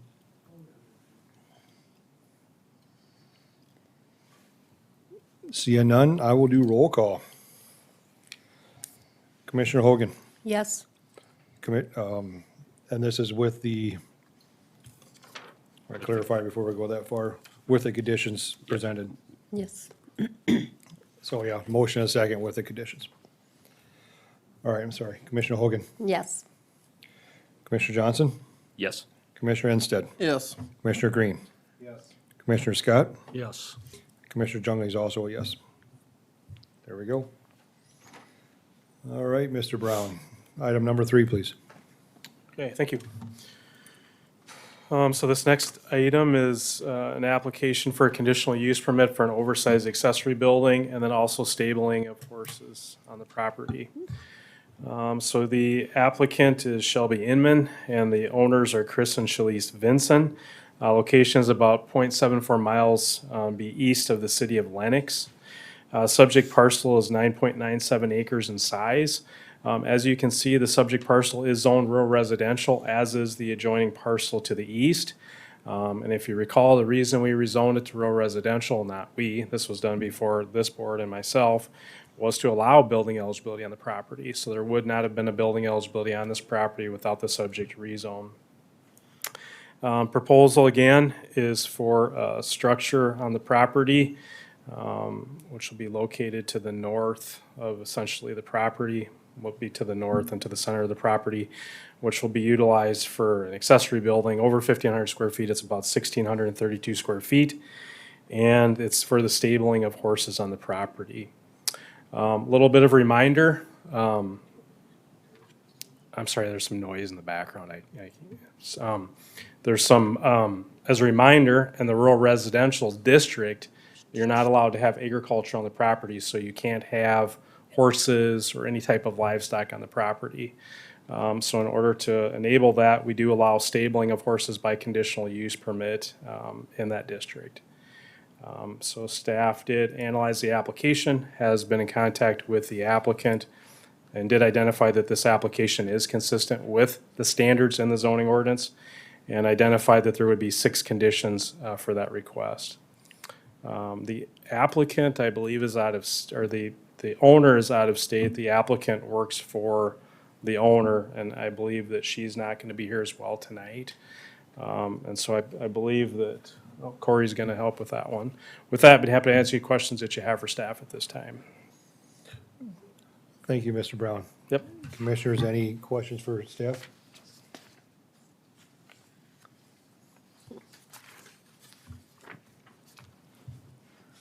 So, Mr. Brown, as I understand it now, with this, basically they're building a shed because they're not allowed at this time livestock or whatnot. It's a horse stable, yeah.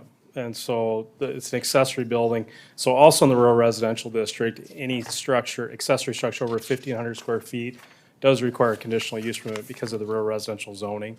But they're also proposing to use this building for a horse stable, which is also a conditional use in the rural residential district.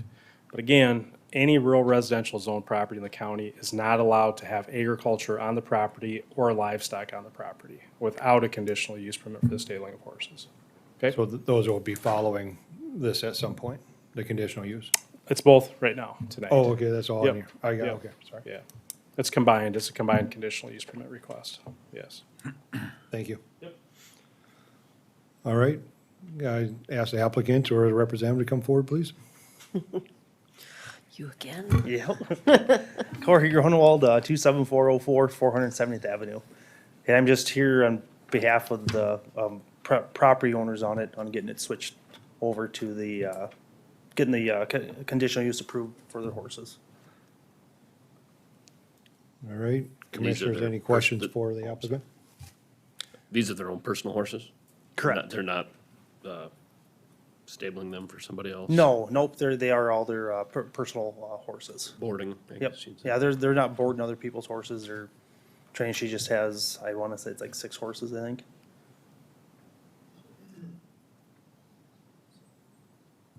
One question, Corey.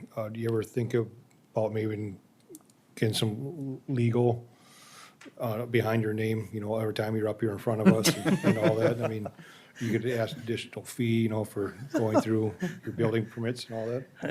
It might come about here after a while here. Commissioners, any other You questions? got for any the ideas what applicant? that could be? No, I'm not, nope. All right, thank you. Stop using that driveway.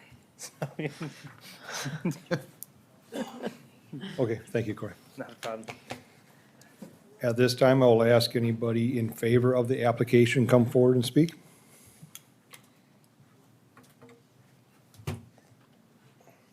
All right, seeing none, I'll ask anybody in opposition of the application come forward and speak. Jerry Schelling, 46690 279th Street. We are the immediate next door neighbors. I don't know, can we both talk? I'm sorry. Can we both talk at the both same? stay up here? Stay up here? Sure, yeah. Okay. We're the building is already there. I mean, they put it up, ready. My concern is, first of all, we haven't seen any of this type of paperwork. We're concerned about the odor, that can be there, is the biggest thing. There is like a machine shed type, that they'll say, like a Morton building that they put up, already. It's got put up 2 weeks ago. And now, I think farming, we'd call that a loafing shed. And they've got that kind of connected to that, and that's where they can stable these horses outside. That's less than 150 feet from our property. Facing our property. It faces the back of our property. I Do mean. you have the picture?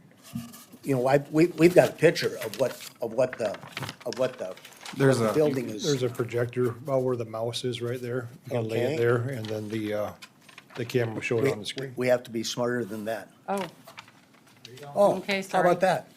That works. perfect. That's the site we see from our backyard.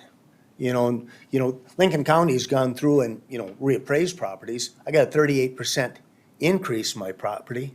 Now I get this in the backyard. She has, these horses are, she's a professional barrel racer, or she's got the card to be a barrel racer. I, don't know her, but I know that she is, a barrel racer. She's got two horses now. That loafing shed has got corrals there for 4. Are we going to have 2, 4? And when you see this, it says the IBOC edition, when you look at the conditional use permit.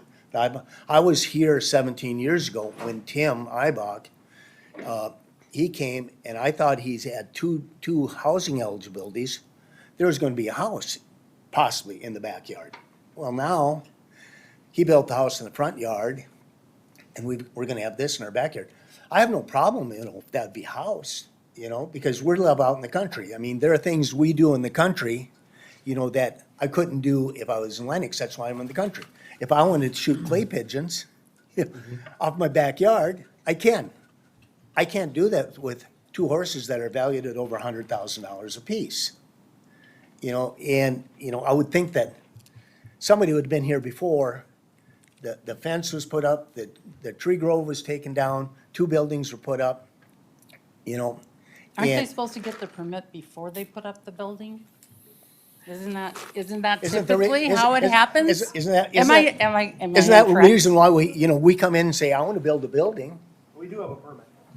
but You have a building permit? Excuse me, everything up here. Oh, forward, sorry, please. sorry. Yeah. They have a building But permit? I mean, some of this should have been visited with the neighbors, before, they get a building permit, because when we initially moved out there, we've been out there for 35 years. There's like 6 of us have been out there for that length of time. And we moved a manufactured house out there. We had to get a permission from all the neighbors to move a manufactured house out there, providing that within 3 years we're gonna build. And we did. That corner used to be, long time ago, it was a 40 acres called the Johnson Tract. And then when Tim built his house, and he called this the IBOC, and I believe, because I was at the meeting then, 17 years ago, he could have put a house in the front, could have put a house in the back, he would have to put a frontage road. Well, he put his house where Shelby's house is gonna be, it's right on the gravel road, so he kind of landlocked that land back there. But for the last, But it we've been, was- but it all was- these years, it's been a cornfield, soybean field. And it's been zoned for residential? So I don't think horse stables are residential. I mean, if, I'm looking at what, I mean, that deal that you've got as far as odor control or something like that, we're concerned about that. And we're concerned about, Resale of our That- property yeah. having, and another thing too, if Shelby moves from there, their last facility that they had, that land that they had their horses on, turned into a livestock. Good. Raising 50 to 100 head of cattle. I mean, she's So- got a great area. I mean, what's to stop a local farmer buying that property, saying, wow, this is a perfect place for me to raise feeder cattle. I've got this great fence. The property that they owned 10 years ago or so, that's what that property is being used for. It's a mile north of Worthing, and that property right now has got feeder cattle in. How long have you folks lived out? How long have you folks lived here? 35. Well, we built the house, our house burned down in 89, and we built a new house in 90, but we were out there for four years before that period of time. So this really disrupts everything that we've been out there for the last 30 years. Well, the whole or more. community, but another thing too, that it doesn't show where that is. There's a lot of land there, and they chose to take the lot and put the buildings really close to our property, where our house is. They could have gone way to the back. Or to the west. Towards their area. Yeah, to the west of that And put property. it that way, but basically the horses are gonna be in our backyard instead of their backyard. So I don't know how they got this building permit just to say, I'm getting a building permit for a residential area and build a barn? So how did they do that? I mean, we can build a barn. I mean, the same way I have a machine shed. I, came in, you can put a machine shed any place on your property. But that's a machine shed. But now we put a horse stable on, In a residential zoned area. How long have the horses been there? Huh? How long have the horses been She there? must, she's got, They're by I saw something by she's their got two house. horses now, but she's only been in that property for 6 weeks, maybe? Yeah. This is brandy new. Okay, thank you. Well, I'll ask staff those questions after public input, about building permits and all that. You know, Do you guys have any livestock? chickens. Got a few chickens. And we have eggs though. Now, I know, No one else Listen- has livestock in Li- there because it's a residential area. listening to, and I know, I heard something about driveways, you don't have any input or something like driveways, but they had to extend the driveway out to make the road to get back there. And the culvert is a 4-inch piece of plastic pipe, is what they put in underneath this driveway. I just don't believe that a 4-inch piece of plastic pipe is adequate for the culvert for a driveway. Okay, thank you. So- We'll ask those questions.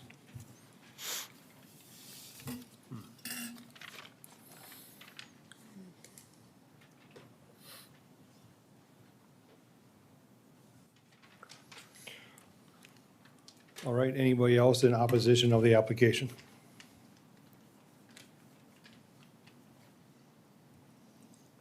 All right, seeing none, I'll close the floor to public input. I'll ask for a motion, and then we can ask staff and others some of these questions.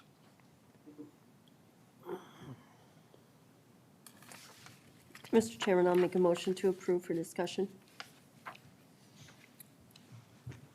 All right, we have one motion to approve. Assuming that's approved with the conditions. With the conditions, yes, I apologize. Second, Green. All right, we have a motion, a second with the conditions. All right, who wants to go first? I would like to know did they have a building permit?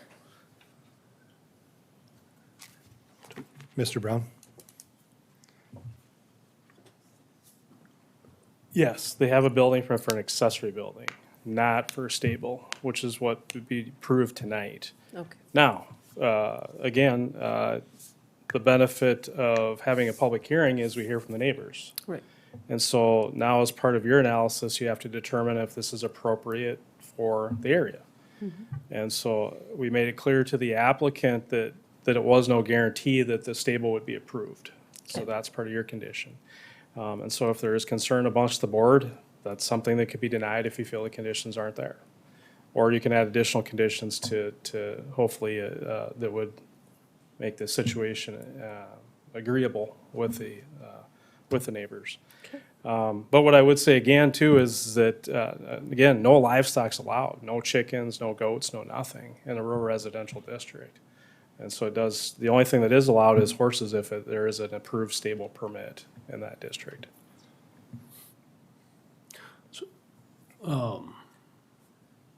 In the 1,632 foot square or square foot building, that's suffice, or is that above what's typically, That's average, yeah. what's that? That's average size, yeah. Okay, I thought there was something with 1,500.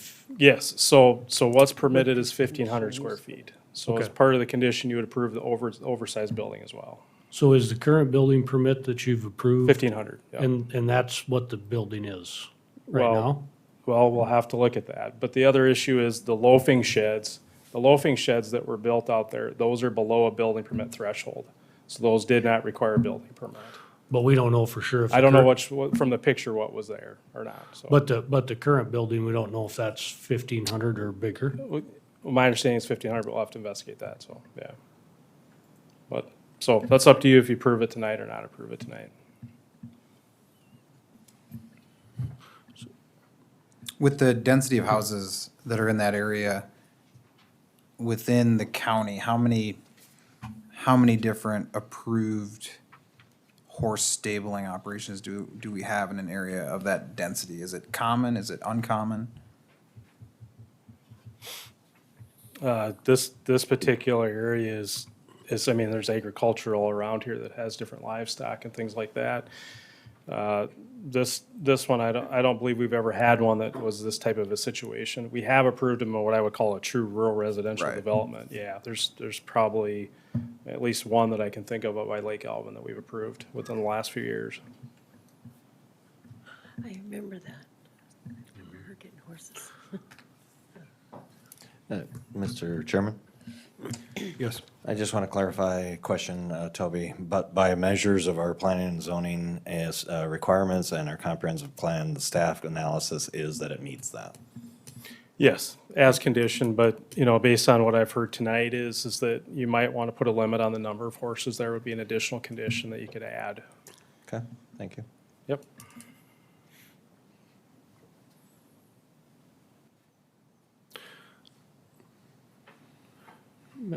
Mr. Chairman, I got a question for Corey, if you'd come back up. Gonna clarify that it's Reeves Building, not Morton Buildings, though. Yeah. So the current building that's there, is it 1,500 square feet or is it 1,632? I would honestly have to check the plans. Well, or is it gonna be, are you planning on putting an addition onto it? If it gets, I believe it's right at the 1,500 mark, if it's approval, we're gonna put, I think there's another section that goes on it. To make it, to get her to what, they want the 1623, I think it is, 32. or whichever's on there. But you don't know for sure, you built the building? I did build it. Yeah. I can look on the plans. Okay. I, not off the top of my head, I'll be I guess honest. I have a problem with that if if we just go ahead and build a building bigger than what it's required for and then ask for forgiveness, or, ask permission later. Know what's easier? What's that? It's easier to ask for Yeah. forgiveness and permission. Yeah, unfortunately, yeah.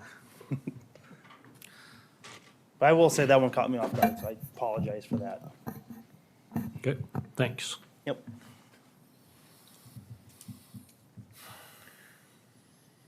Do we know how many acres this parcel sits on?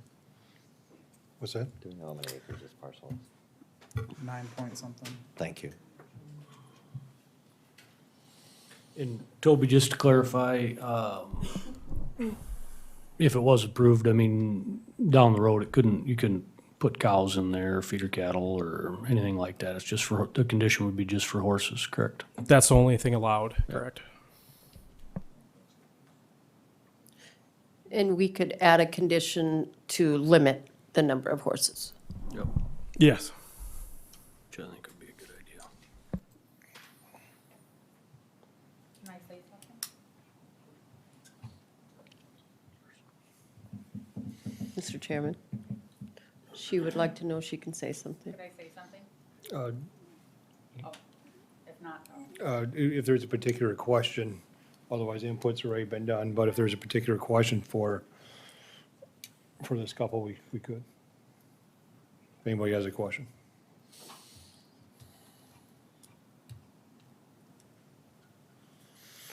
All right, commissioners, any additional conversation? What about fly control? Can we put something in there about fly control, like controlling the fly? I mean, is there gonna be an issue with flies out there with the horses and manure and, if the neighbors are so close? There is, we could add to it, condition number 5, no indication of offensive noise, odor, smoke, dust, glare.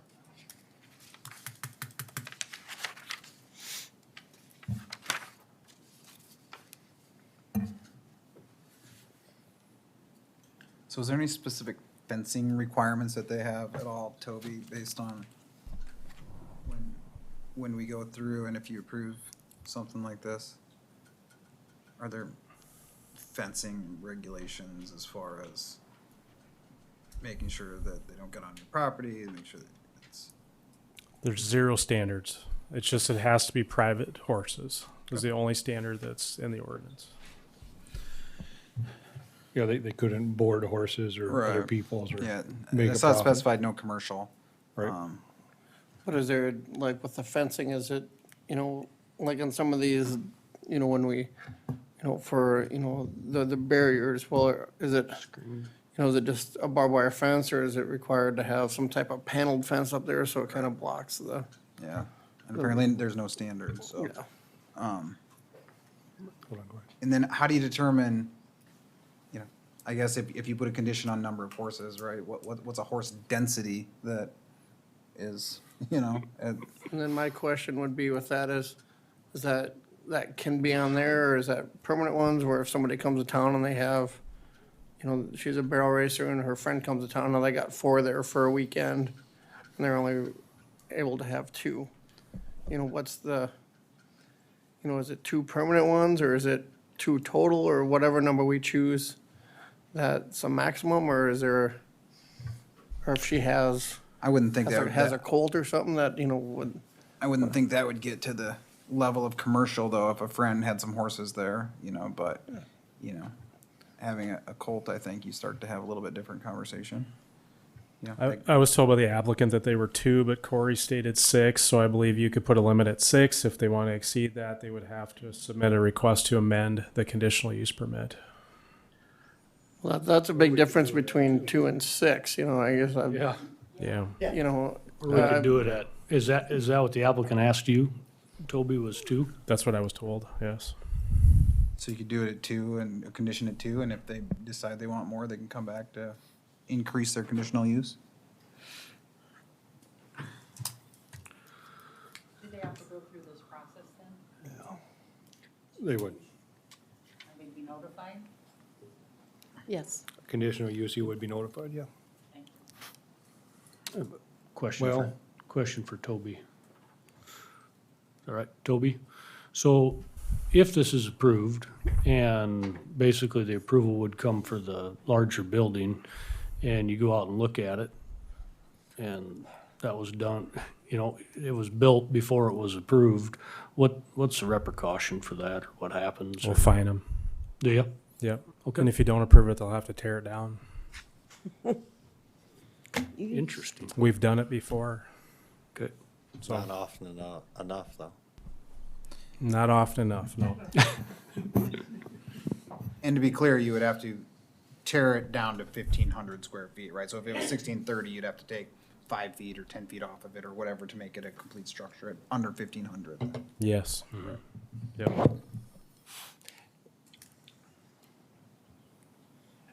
I think the bigger question, Mr. Chairman, if I may. Yes. Is the discussion of something that is that is allowed through CUP to go into rural residential areas.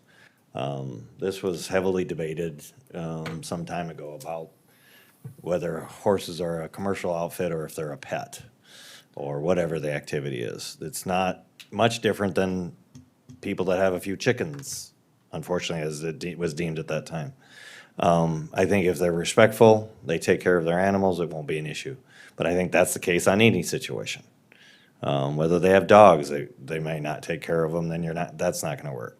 So I think a lot of the discretion will be is, you give them the opportunity to do what they say they're gonna do, and then have the enforcement backbone to go and enforce it if they don't. So I would encourage this board, given it meets the requirements based on staff analysis, set that number, whether it's 2, 3, or 4, and then give them an opportunity to operate. And if they fail to be a good neighbor, you have the ability to take it back. It's not easy to do it, I mean, because people don't like to say no to people, but that would be my recommendation.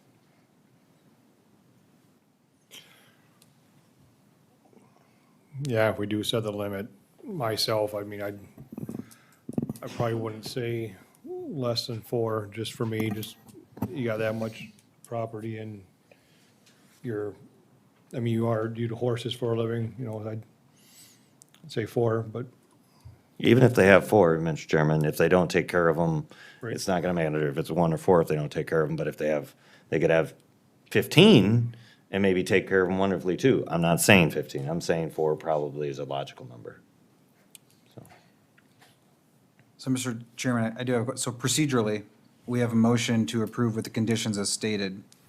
If, and this maybe goes to the deputy state's attorney, if we then had this conversation and have a stipulation different than the motion, you know, are we just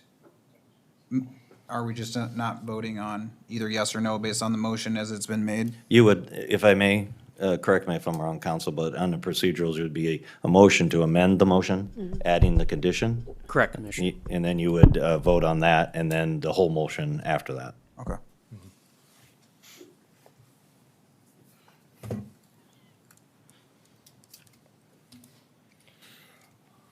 All right, commissioners, any further discussion? I would offer a motion to amend to, because you have a motion on the floor. yes. Correct. Motion to amend to limit the number to 4. I'll second Green. All right, motion and a second. Any other discussion on the amendment?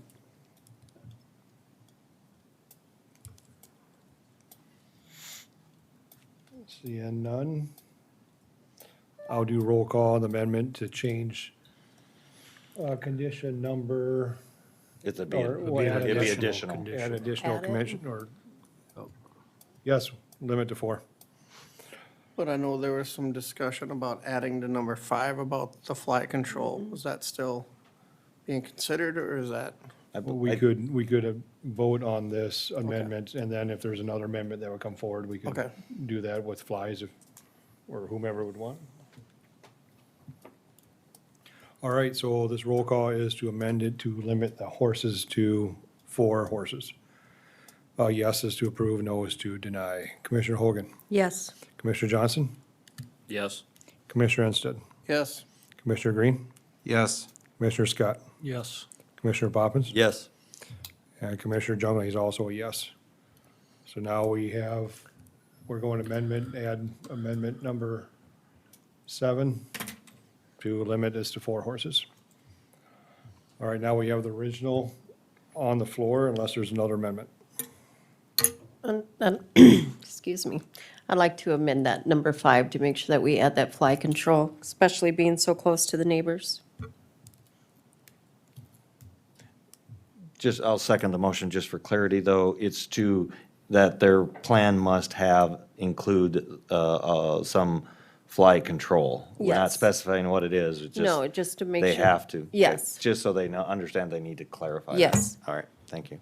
My second stands. Okay, motion and second to add fly control to number 5. Any additional conversation? I think fly control on 4 horses is like trying to control pigeons or sparrows. I guess, I think it's If they a throw little, s- I think it's a little little too much. Okay. Yeah, I think it's hard for us to enforce is the problem that's gonna be. So it's Okay. country, flies come no matter what. I don't think that, as long as they indicate they've done something, Right. I think that's what the intent is. Right. It's not that they can't Right. not to have any flies, they just have to show some effort to, Try and control control sound. them. So, All right, we have amendment to item number 5. Any additional conversation? All right, I'll do roll call. Commissioner Hogan, Yes. Commissioner Johnson, No. Commissioner Ensted, Yes. Commissioner Green, No. Commissioner Poppins, yes.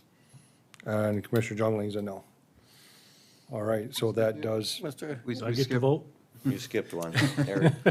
oh, I'm sorry, it's my fault. Commissioner Scott? No. That fails. All right. Perfect. It's having a So the- Scott Green and a Commissioner Scott, I think, is what throws you. Like, Oh, it's- you there got it two went. Scotts right there back to back. Yep. All right, so that motion failed. So now we have the original motion to approve the conditional use permit with amending it to add number 7 for 4-horse limit. Mr. Chairman, please call the question. Yes. Call the question. Have the vote. Yes, yep, you guys are all ready. Okay. I didn't know we were going to add any other conversation, just want to make sure we're good. Commissioner Hogan, Yes. Commissioner Johnson, Yes. Commissioner Ensted, Yes. Commissioner Green, Yes. Commissioner Scott, Yes. Commissioner Poppins. Yes. Commissioner Jungley is also a yes. All right, thank you, everybody. We are now on to new business. So Toby, will you give us a brief rundown of the public input we're going to go to? Yeah, so this was an item that was requested to be placed on the agenda last month for a work session. And was pointed out at that meeting that the townships had their meetings and while it wasn't a public input session. And so you requested that we place it on the agenda for a public input. I did send a letter, albeit it might have been late, but we did send a letter to every single township official in the county and asked them to provide input. I guess an answer to that is I don't have any direction from you guys yet what it is that you want to do. So I didn't specifically ask the townships to really, say, are you for building eligibility transfers? Or are you against building eligibility transfers? The purpose of this is really just to gain input on the topic and not to lead it in any way. Because certainly I don't have any recommendation for you what you should do with building eligibility transfers. I know that it's become a controversial topic as of late. And so it's created a lot of, public angst, I guess. And so one of the things to do is, of course, is we can initiate amendments to the ordinance at the direction of the Board of Commissioners. So at some point in time, we'd have to come up with consensus amongst this group and then seek consensus from the commission if they would want to proceed with some type of an amendment. But at this time, I don't know what that would be at this time. And so I won't go through the long background that I gave you last month, but I'll go through a really quick one. That, again, zoning was adopted in Lincoln County in 1971, right around that time frame. And at that time, you could obtain a building permit for a single-family dwelling in the agricultural district if you had possession of an acre and came into the office. And at that time, it was what we called the $5 permit. You would essentially get a building permit.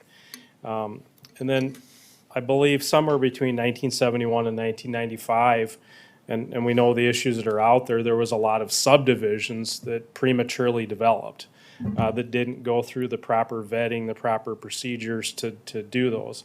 Much like I talked tonight about the previous item about how in the rural residential district you can't have agriculture, but in a subdivision that's an agricultural, you can have agriculture. So we have issues now where people, live in what they think is a subdivision, but it's not, it's agricultural zone property. But what I would say, they probably recognized in 1995 that they had a growing concern with some of these developments occurring.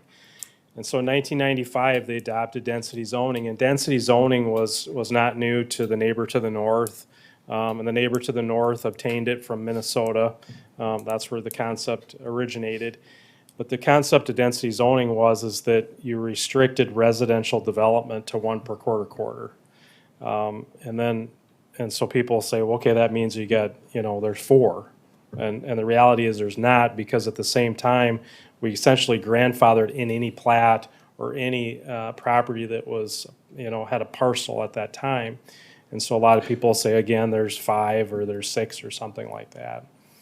But again, this was a way to control the growth and the development of the county was through this process. In 1995, at the time, there was an ability to transfer building eligibility, but it was limited to within a section. And then in 2009, when the county adopted the current zoning ordinance, it changed to the current one, which is contiguous under the same ownership, which essentially means that as long as the controlling party has ownership over the adjoining property, they could transfer it as far as they could. There is no restriction on it. There's no restriction on townships. There is no restrictions to that effect. And so that's basically the background of kind of where we're at now with density zoning. And so I know there's a lot of concern over the transfer of it. I don't think there's any concern. It's the right thing to do. It's landowner rights to have the 1 per quarter. Where the challenge is, and what I think is always interesting, is that we've rezoned rural residential property a number of times over the years. And not once did we ever have any concern about those ones. And that totally circumvented the building eligibility process because it created more eligibilities than what was granted by right to the landowners of Lincoln County.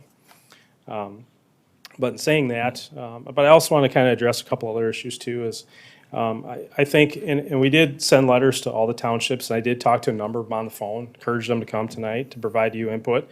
They're the ones that are directly impacted by these decisions. Our office, the county board, the planning commission, we have no jurisdiction over access, over roads, over township roads. That's solely with the townships. And so there's two parts to that process.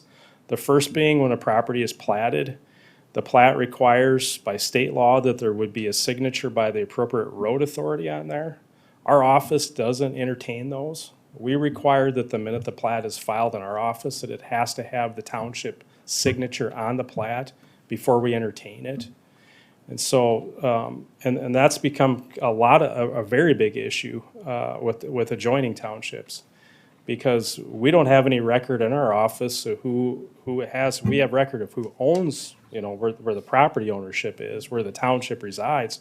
But we have nothing in our office that shows these gentlemen's agreements that the townships have with each other about who maintains the roadways. That's something that I really love to work on. I mean, we should have a record of that in our office so we know what those are. But in saying that, the townships have sole jurisdiction over that. And so they're the ones that have to approve the driveway permits. They're the ones that decide what types of improvements need to be made for those driveway improvements. Not the county, not our office, not you as the planning commission. Those decisions are made separate of all those decisions.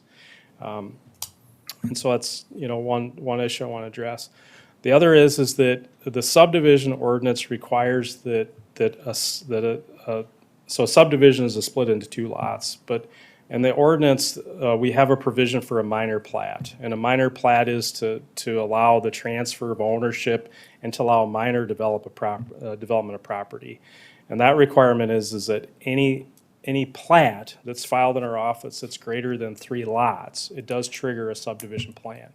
Or if there's an easement that's required with that plat, that as well would trigger it. So again, the threshold is greater than 3 for a subdivision plan.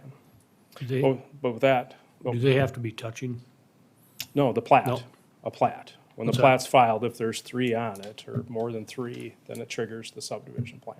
So once you divide off, so if you've got 160 acres and you divide off 4, 5, or 3 pieces or 4 pieces, and they could be in different parts of that 160 acres, that would trigger the subdivision? No. No.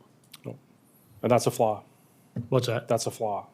Because essentially what it is that if they come in, they could come in our office every week with one plat after another, right? That's the flaw. So I mean, technically, we could transfer 10 eligibilities to 1 piece of ground, and as long as they aren't, you could just continue to build them as housing eligibilities and they wouldn't be part of the subdivision plan. They could continue to plat them, it wouldn't trigger a subdivision plan. And what? They could And it would plat them, not. it would not trigger a subdivision plan, yes. Right. And that's something that we need to look at, yeah, yeah. But with that, tonight is public comment, public input on building eligibility transfers. Again, we sent letters to every township official, gave them no direction because I don't have any direction what you guys want me to do at this time, other than we want to talk about it and then gain direction. I think that's what people want to do, is they just want to talk, give Yep. their opinions, ask questions, and, Yep. and see if we can find a direction to go. Yep.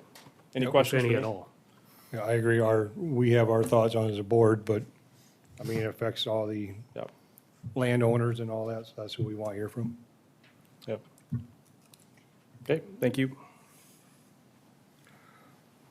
All right, with that, we have public input. Anybody who'd like to come forward and speak on the subject of building eligibility transfers or building eligibilities in general, please come forward.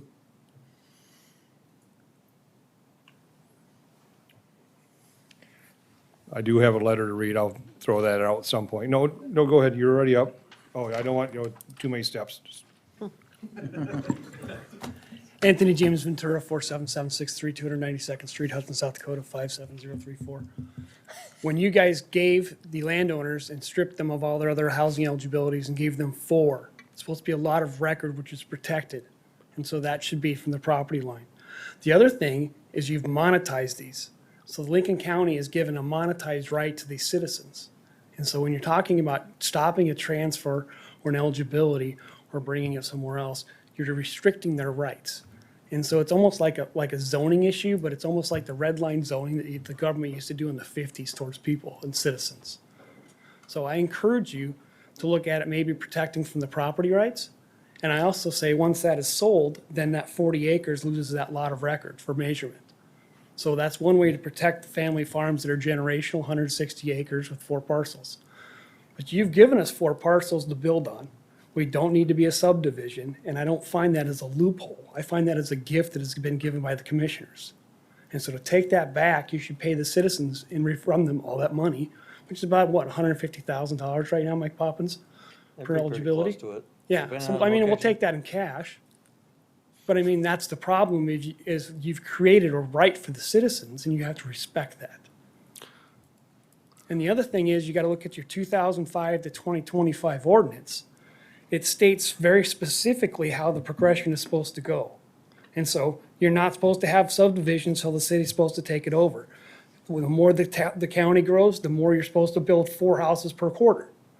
And so we're not following the guidelines, and you're not respecting that ag is supposed to be shrinking and we're supposed to be adding more things. You can have lots of housing and lots of ag and work jointly together and find ways to make things work. But it has to be in harmony. It can't be in chaos like it is now. Thank you. Thank you.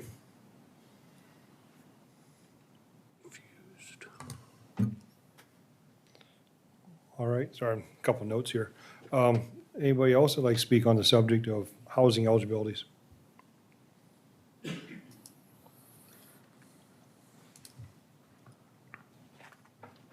I'm Arlen Hagan.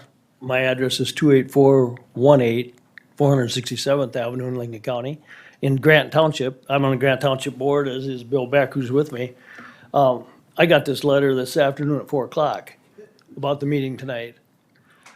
Bill gets the mail a little earlier than I do, and he called me and asked if I knew about it. I said, I don't know anything about it. And I don't know whose fault that is, but I don't think you can expect public input from the township. Normally, I wouldn't open my mail probably about right now.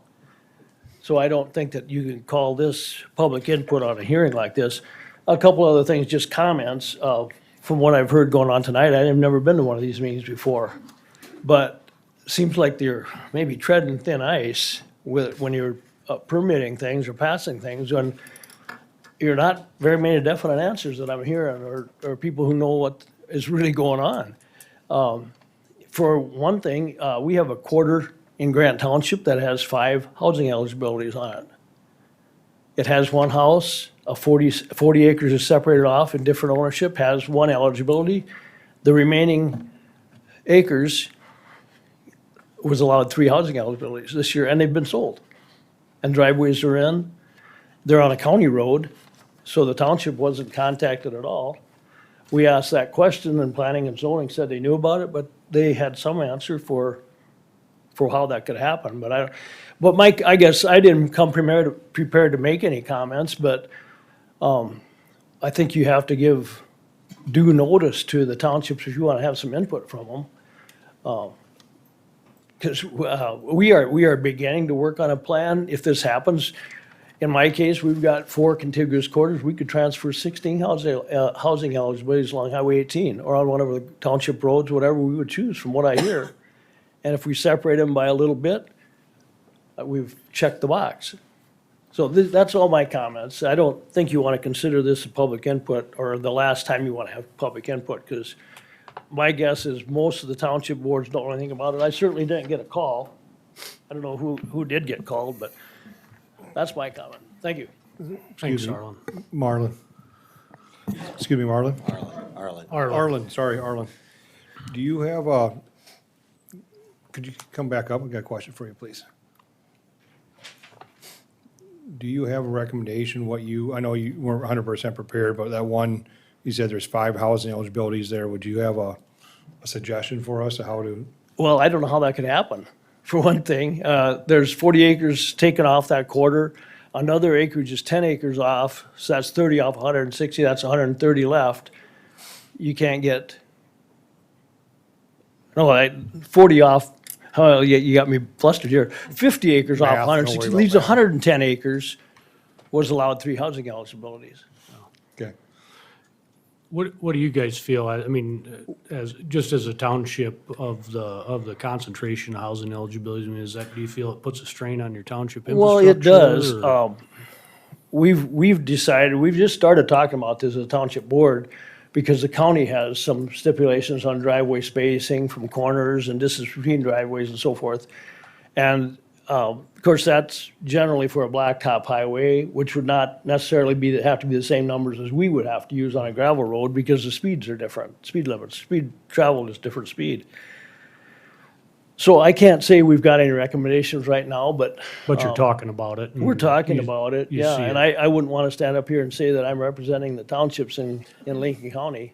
No, right, But- yeah. but it's But definitely as far a as Grant concern. Township goes, it's definitely a Right, conversation. and we've got, and not anywhere, I'm sure northern part of the township is a lot worse, like La Valley, than what we are in Grant, but there's probably 10 or 12 new houses in Grant Township in the last probably 2 years. Mhm. And a bunch more if you go back 5 years. Yep. So it's a problem, it's gonna be a problem.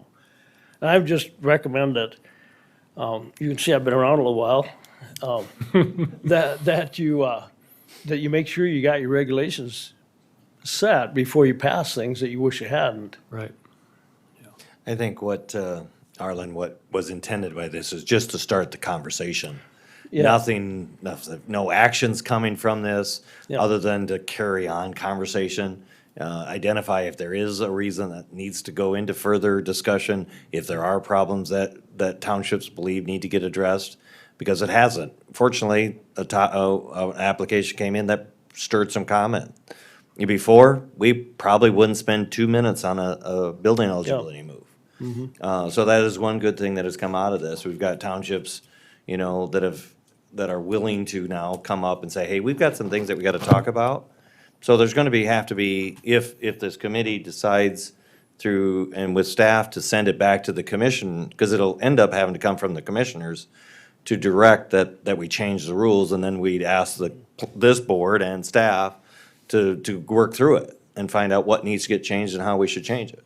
So that's kind of, I anticipate what the intent was, is just to stir the question to see if there is enough interest in making some changes to some of the rules. So, Yeah. nothing formal by this letter. No. It was just an invitation, Yep. come and chat, not a formality by any means, so. I just wanted to make sure that you can't put it in the minutes that said the townships had their chance to make recommendations. Right. No, Because but we that's can put not in the minutes that case. you said you've been here around a little while. Well, and I don't think that, this probably isn't the last public discussion either. I mean, no. depending on where we go with it, I mean, I think this is definitely something that needs to get a lot of thought put into it. And so we sure Yeah. appreciate you coming and And I and think, apologize about the late notice, for sure. good communications with, if you want township input, good communication ahead of time, and maybe some discussion topics or something that the township should be looking at before even they come together to talk with you. Absolutely. Would be a. Yeah. Yeah, I think in the past, it's been pretty restrictive to do any rezoning of property to increase density. Like you indicated with your 4 quarters, you could commingle those to a point. There is no limit. Maybe there needs to be a limit. And some of those are the questions that have to get answered because it's been around long enough. It hasn't been a problem in the past, but we can see that with the growth that we've seen in just the last few years, it can become a problem if we don't look at some of the issues that have, Right. come to light, so. I get along with my neighbors now, but I might not if I did that. Well, and out of respect for the townships, I'm also I'm on Highland Township's board, and so I understand that. And one of the things, just me personally as a township member, think is backwards, and I understand that it's the way it is right now, but the way this goes currently is the township's the last people to know. And the way they had been finding out was when somebody shows up and wants you to sign off on their driveways. And we've encouraged Toby's, the office, that they've been, on these housing eligibility transfers now, they've been notifying the townships ahead of time, and so that they have a little more input on that. And I think that's something that we have to take into consideration. I've talked to people from Dayton Township and Lynn Township, and those are 2 very fast-growing townships in our county, and they're really struggling with this. I mean, from an infrastructure standpoint, and I've had some nice conversations with people, and I said, I'm not against continually doing what we're doing, but we gotta find a lever, we gotta find a solution so that the townships don't go broke trying to maintain the roads for these folks, and I don't know what that solution is, but hopefully we can figure it out. And Could you again, I think that. elaborate? Oh, go ahead. I think another reason why we need to be very diligent not to rezone property that isn't serviced at a minimum by a hard surface road, that is not maintained by a township. Their resources are extremely limited as the county's resources are. They're even more restricted. But again, we go back to what Tony had talked about these 1 per 40. Right or wrong, it actually limited because it was unlimited prior to that. And now we limited them, and they definitely have a value. And I'm sure there's not a single property owner that says, hey, let's get rid of them, because now they've, especially in the last couple of years, realized what the heck they're worth. But that doesn't mean that we don't have the ability to try to guide them. They won't fall under the same density issues as far as a rural subdivision, nor should they, because they are individual property rights. The intent, I don't know if it was clarified, when it went from one section to another section or adjacent, was to actually enhance the ability to protect better farmland. The intent was try to commingle them into an area that was less conducive to agriculture, if possible. If that happens, there's no checks and balances to say for sure that happens or not, but I believe that was part of the intent. Instead of having 4 pieces spread across that whole thing, and then you're trying to spray and till around them, give the property owner the ability to commingle them and make it easier to farm. They're not forced to sell them by any means, but somebody buys the property later. But the point being is there's a lot of things coming. Things are changing. We don't do things like we did 10 years ago. We definitely don't do things that we did 20 years ago.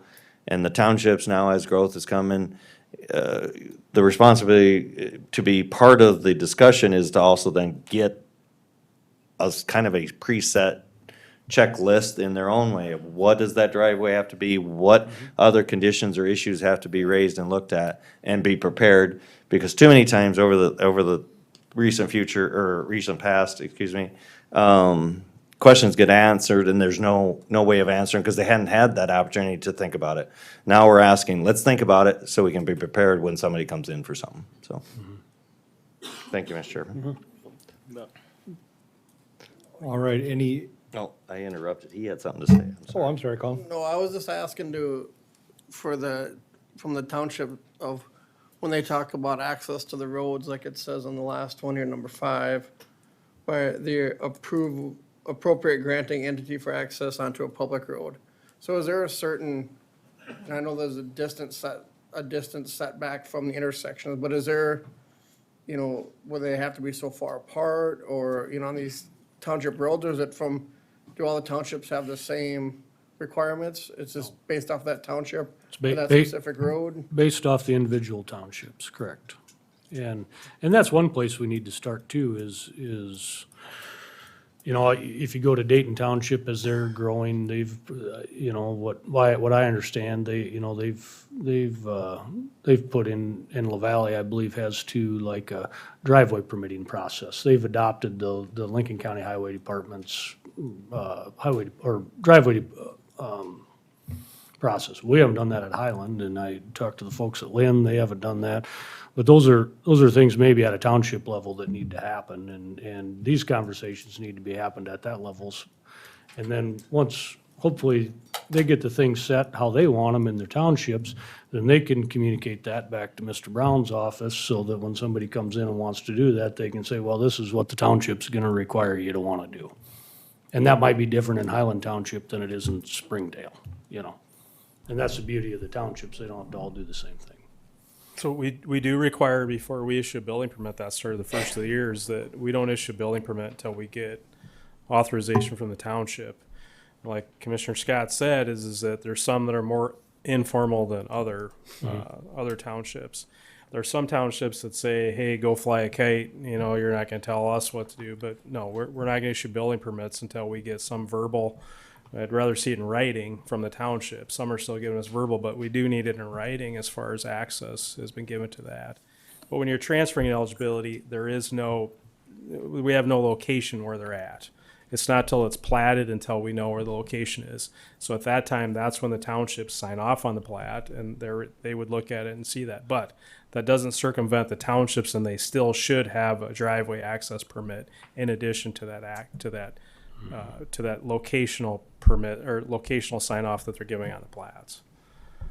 So if that happens to be on the line between two townships, do both approve, or is it the township that maintains that road, or is it the one that they would potentially be building on? Like if it was on the east or west side of the road, like how's that? Who's the approver if it's on a line? It doesn't work well. Right. And as we've seen tonight, and this is, and they're all different, but in a lot of townships, the agreement would be where you adjoin, you either take every other mile, or maybe you take 3 and the other township takes 3. Well, then if we transfer eligibilities from one township to the next, but the other township has the road, they're responsible for the road that comes out of their money, but they don't get the tax revenue. Right. You see, so it puts them at a disadvantage that way as well. And then they fight. So then we have one that, that they refuse to sign, so the other one signed it. Well, that puts us in a predicament where it's, what are we supposed to do? And then we're trying to facilitate development with the landowner. Yeah. And the landowners, quite frankly, these people that are building aren't familiar with townships at all, right? So they're not familiar with the governmental structure, so Corey's starting to be. Yeah. So, but those are issues that, and the buck stops with me on the notice. We sent it out after we posted the agenda, and we didn't get that. But like I said, if there's any townships that have any comments, still submit to our office. We'll forward them on. And then the other part about it is that yes, there's no action tonight. Any action would require public hearings and those types of things.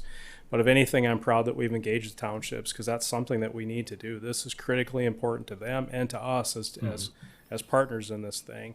And communication, what I'll say, communication is critical to everything you do in government. But with townships, it's a little difficult because there's there's people, right? There's officers in the township, there's a clerk, there's all these people. Sometimes we find it difficult, like who are we supposed to communicate with at a level 2, and then, because a lot of it's verbal, A lot of the communication we have with the townships is strictly verbal, which in today's age in Lincoln County, that doesn't work. I mean, we Right. need documentation. You know, there's legalities to this stuff, so. All right, with that, I'll read this letter, and then we'll ask for more public input for anyone that's here. We're gonna listen to you. But Marlene Sweeter sent this Monday, April 18th at 3:50 PM. Please read for public discussion at tonight's meeting. Lynn Township Board I'm gonna start over. Stretch over. Lynn Township Board is supportive of limiting the transfer of housing eligibilities from one quarter to another. With too many houses on 1 mile, there are many concerns regarding dust, speed, road conditions due to the extra traffic. It is a challenge for the township to keep up with maintenance of the roads with only one part-time employee to run the road grader. It also causes additional financial stress on the township to keep up with the maintenance of the roads. Thank you. All right, any other public input on housing eligibilities? Yes.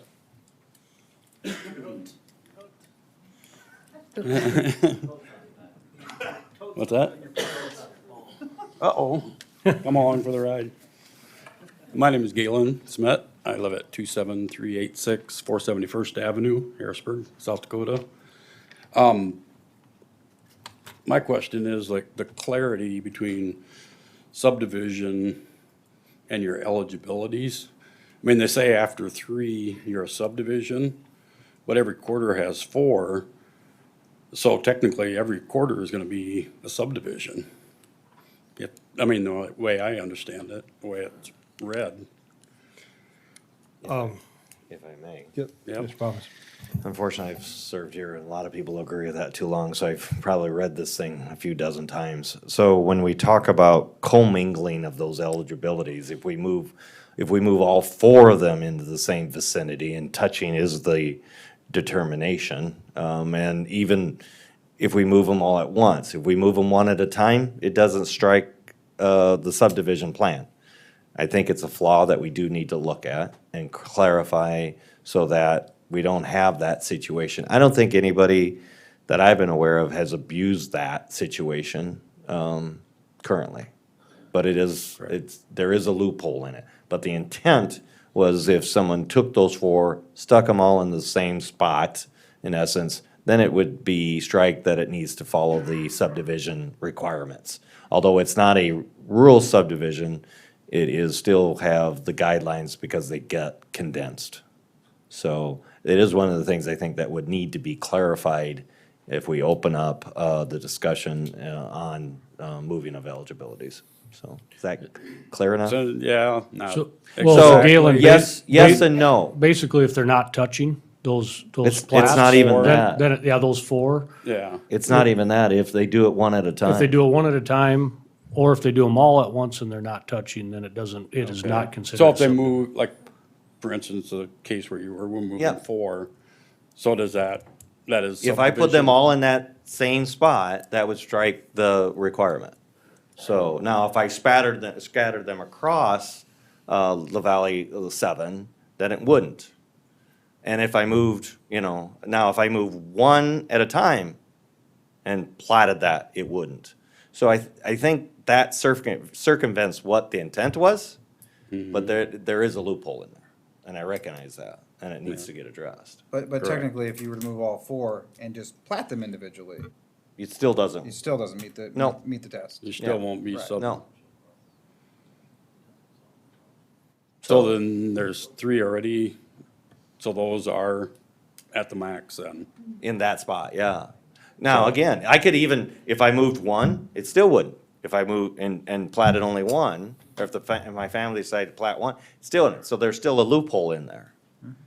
Correct. Yeah, so we recognize that, and that's one of the things, and Mr. Huffman here a month ago brought up the fact about moving from one township into another township. I think that probably merits some discussion because of the valuations that get shifted. Correct. So there's several things that I think in discussion that will come up that need to have very good merit to discuss and may need to get brought into a new rule guidelines. Yes. But up until now, I don't know, I haven't been aware of anybody that has abused it, but it definitely, there is a loophole there, so. Yeah. That's the Because reason like for you, this. Yeah. like there too, if if you scatter 8 houses out across the quarter, well, like for future development, if you look ahead into the future, here you've got that 160 acres and you got houses scattered out all over it versus, Yeah, that's the intent of why they commingle, don't allow them to commingle, so you could still Yeah. farm the rest of that farmland. But I think Because I think what Galen's saying, and I agree with you, is, as our municipalities grow out into these things, right? I Exactly. mean, it starts to, whether they're all up on one corner or they're scattered around a quarter, it could create problems for the municipalities and how Right, they're gonna correct. handle it. Mr. Brown shared a map, I think it was the south side of T last month, and you're Yeah. probably familiar with it up there. I mean, there's just some things that happened, and now it's making it really tough for T. Yeah, exactly. I mean, I might not see it, but in Yep. 20 years from now, I mean, that could be Yeah, the that's- city of Sioux Falls and you got, whatever. Yeah, but I'm pretty sure there isn't a single landowner in that area that wants to give up their eligibilities. No. No, So, no, they don't. Now, the one thing I do think is how does it work with housing eligibilities if you fall under that jurisdictional area of T and Harrisburg? Do you have to go through them it'd be their site. to build a house, to build a? use No, up a we'd housing still get a eligibility? permit, but the plating jurisdiction falls under that municipality. It does. Yep. Yeah, again, we're getting, Beyond. we're mixing, so there are two different ordinances. There's zoning, which is the eligibility, the right to build a house. And then there's the subdivision, which governs the plating. So some people don't even plat. I mean, they do legal, you can do a meets and bounds description or something like that. And so, But I yes, wonder if if it those, falls in the subdivision authority of the municipalities, they govern the subdivision process. right. Correct. But I wonder if we don't need to have that conversation with, over so many building eligibilities and subdivisions and how that Well, looks. even if it's a single eligibility and single plat, the municipality has jurisdiction then. If you're in that, yes. Yeah, so Yep. they are automatically involved in that Right. discussion, so. Yep. Well, if you want to talk about communication, they're involved before we are, and we don't even know it. So we get a building permit coming to our office. We don't even know that they platted it. From the municipalities. Correct. So there's a broken chain continuously. Correct. Of communication, because we have several different government entities, townships, counties, cities. And then you throw in, HOA that's, for a rural subdivision. There's so many different levels, and trying to get them all to communicate is very difficult. That's where I encourage, if townships can get to that point of having a preset guideline and or rules. Okay, sorry, I'll cut off quick. That way, it's a difficult process to get to that, but as we find out what are the issues that have to get discussed and known, how often should you be allowing a driveway on a mile? How many, how does that, you have guidelines on how to build a driveway, but some of those things, if there's too much slope and for visibility, you can't allow. It takes a lot of process, but if you can get through that, it will simplify and make it equitable for everybody, when people do apply for such. But it will streamline, instead of, I think, unfortunately, right now, a lot of the times on a township, driveway is, there's a lot of confusion, especially if we're talking about one township to another. A lot of that has to get decided and clearer, and so Yeah. that when somebody comes in to apply, we can say, yep, we know who it is they need to talk to, and to start the process, and is it gonna have to go through a township's board? Or do you have a supervisor or the clerk or whoever that can say, yes, it meets all the criteria, so here's your permit? Correct. And know all Yeah, that. that would, if you had it down to Yep, whatever. Checklist. Like yours, Yeah. yeah, exactly. and if it doesn't, if there's a gray area, then it probably needs to go to. the board. The board, Yeah. so, but. Okay. Well, and I'll throw out another topic that I was thinking about too that I didn't mention too is, and so we don't have jurisdiction or the access to the lots. But if a township did decide to say, no, we want like an access road or something in there, well, that would trigger our subdivision ordinance, and our subdivision ordinance requires that that road be paved. So now you're talking about to access off of a gravel township road onto a paved road, that we're gonna have to make sure that it gets built to that. And you have all kinds of issues with culverts and runoff and I mean, there's a long debate or discussion that needs to take place when this type of development's gonna occur and how we're gonna handle it, because it's gonna be complicated. And plus, it triggers a subdivision. Some people might say, well, everybody should do a subdivision plan. A subdivision plan is an engineered plan. They typically require, as you're aware of, the only time, I can't recall that we've ever done a subdivision plan for a building eligibility combination transfer. We've only done them for proposed subdivisions, rural residential, commercial, industrial development parks. And so with this, you'd have to hire an engineer, a drainage engineer. You're talking $10,000, $12,000 of total engineering costs, more than likely. Plus county's review of that as well. So our staff has to review that as well as our professional consultants too. So let me just clarify this. So if we have somebody who brings in eligibilities, a bunch of we'll just use the Poppins edition. If we have the township comes in and says, nope, I want you to have a paved access, that automatically triggers the subdivision rules? If they required a private easement for that. If the township does, then that would automatically trigger our subdivision. Correct. Okay. Even if they weren't adjoining? Correct. But more than likely, it would be a private road that they would say that we're only going to, more than likely, I don't want to speak for the townships. Right. But they would, in my mind, the township would say, we're only going to give you one access. And I relate to this with our highway superintendent. Our highway superintendent has guidelines for access spacing and things like that.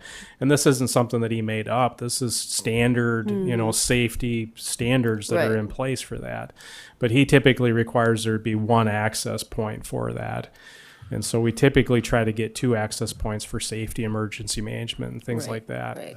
But at that time, if the township said 1 access point, then it would trigger a private road, some type of a access road into there. And then our subdivision ordinance would require that be a private road and then it be paved. Okay. And glad you brought that up too, because I talked to the highway department, and one of the, correct me if I'm wrong, but they basically went to how many driveways per mile? And it's somewhere between 5 and 7, depending on the traffic density of those roads. And so if there's 10 building eligibilities in that mile, they're forcing them to start to share. Is that how you understand it? We look at, it's a case-by-case basis. But, one other thing which, again, I don't want to put words in the township, but the county's starting to require, access management studies.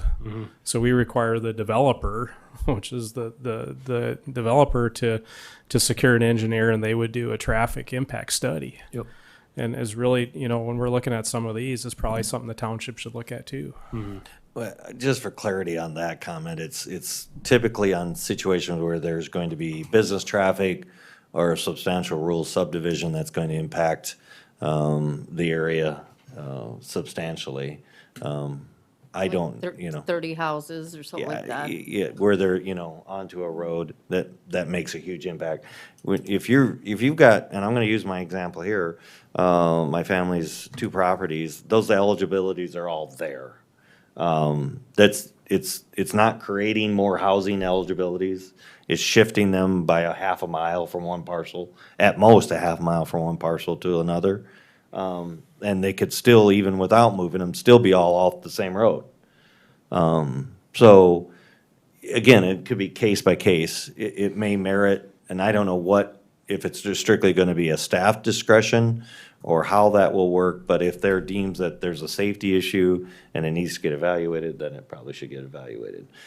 We've done that on a couple situations. I can think of, on Louise Avenue, there was a situation, a substantial change in traffic was going to impact that road, so a study needed to be done to see if a approach in, approach out needed to be added. On Klondike, there one, and we are utilizing that more and more.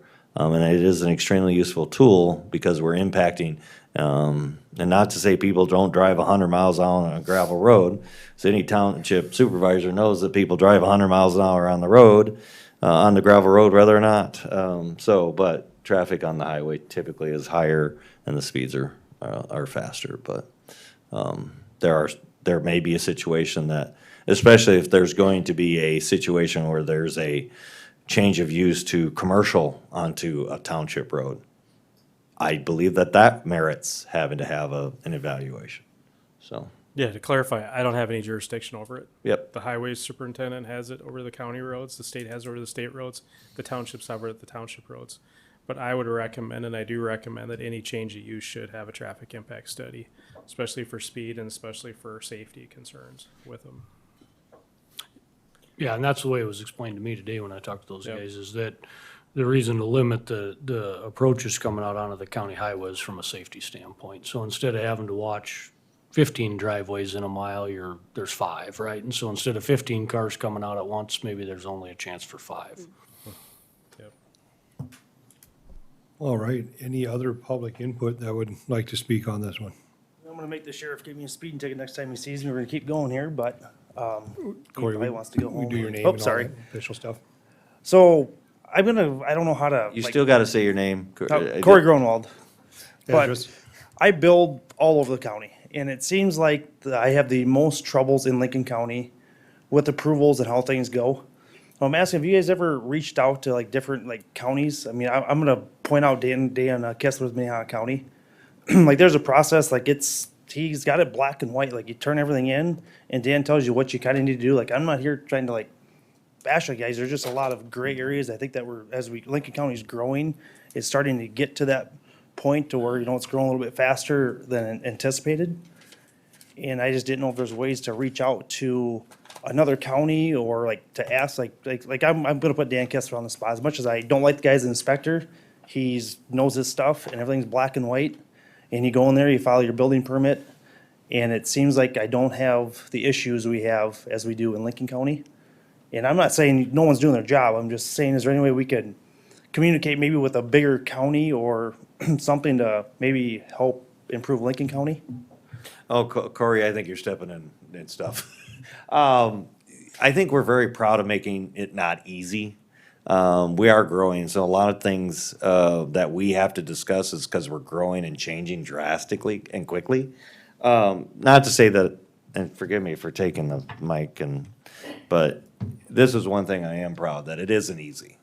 Well, no, I'm not saying like ease, just like the steps they have. Like, it's black and white on what you Yeah, can do. I do agree with you and that. how you do it. So- And that's what we were when we were discussing with the townships, as they become more and more involved, they can't just say, yep, we want to be part of it without having rules developed. Right. And that's what I'm asking is, can we- I want to warn townships, the more rules you have, the longer your meetings get. And the more controversy that comes with it. I'm not trying to like talk down, It's- just saying, it's just is there a way to, simplify. is there a way to see if other counties have a better system in place to help us improve our system? I think everything's on the table right now, yeah. So, like, that's, I mean, like I said, I'm not trying to talk down, but that's just my 2 cents. Okay, thank you, Corey. Any other public input on this topic?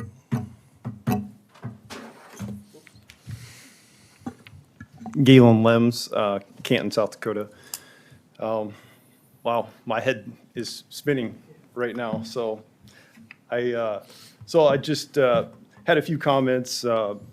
Basically, I'm in support for really not making any changes, but I'm just listening to the last conversations going on here for a while, and anyway, I'm just smiling inside that the townships are like, you need to come to me before you build a house, and the planning and zoning is like, you need to come to me before you can build a house, and the county commission saying, you need to come to me before you can build a house.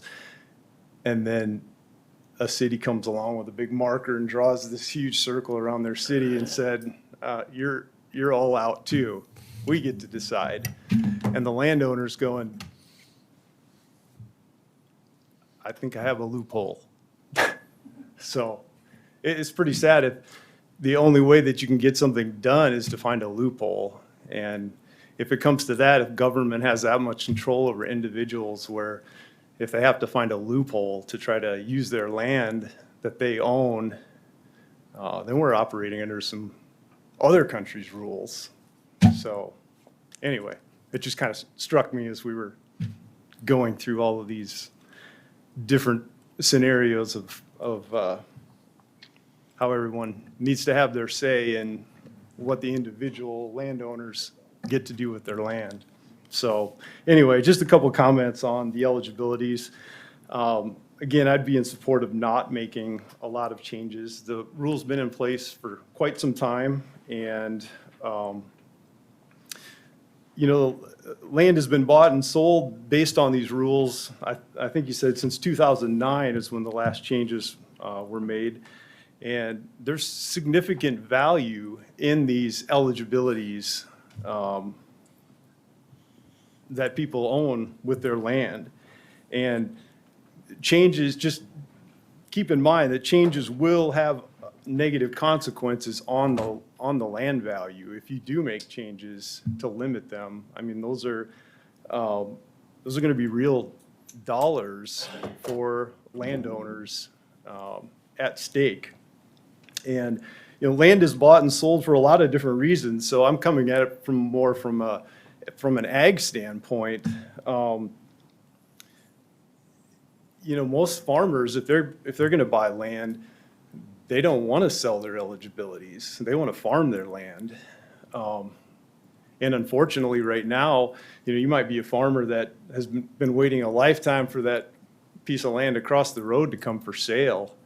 And now it comes for sale. Well, I think Tony used the figure 150,000. I'd say if you're buying farmland right now, that an eligibility might raise the land value by 300,000. And so if you're a farmer, you might buy that land because you want to farm it, but that asset is in that dollar value that you just paid for that land. And more than likely, a farmer's not going to sell, but he has that option, and he purchased it. It's a real asset that he has. If times got tough, maybe they need to sell those eligibilities, but instead of putting them right next to their feedlot or farmyard, they might want to move them to the back 40 in that section that they just bought. And again, I've heard it time and time again tonight. I think communication's a big thing. If getting out and talking to the neighbors ahead of time would take care of, hopefully take care of a lot of problems up front.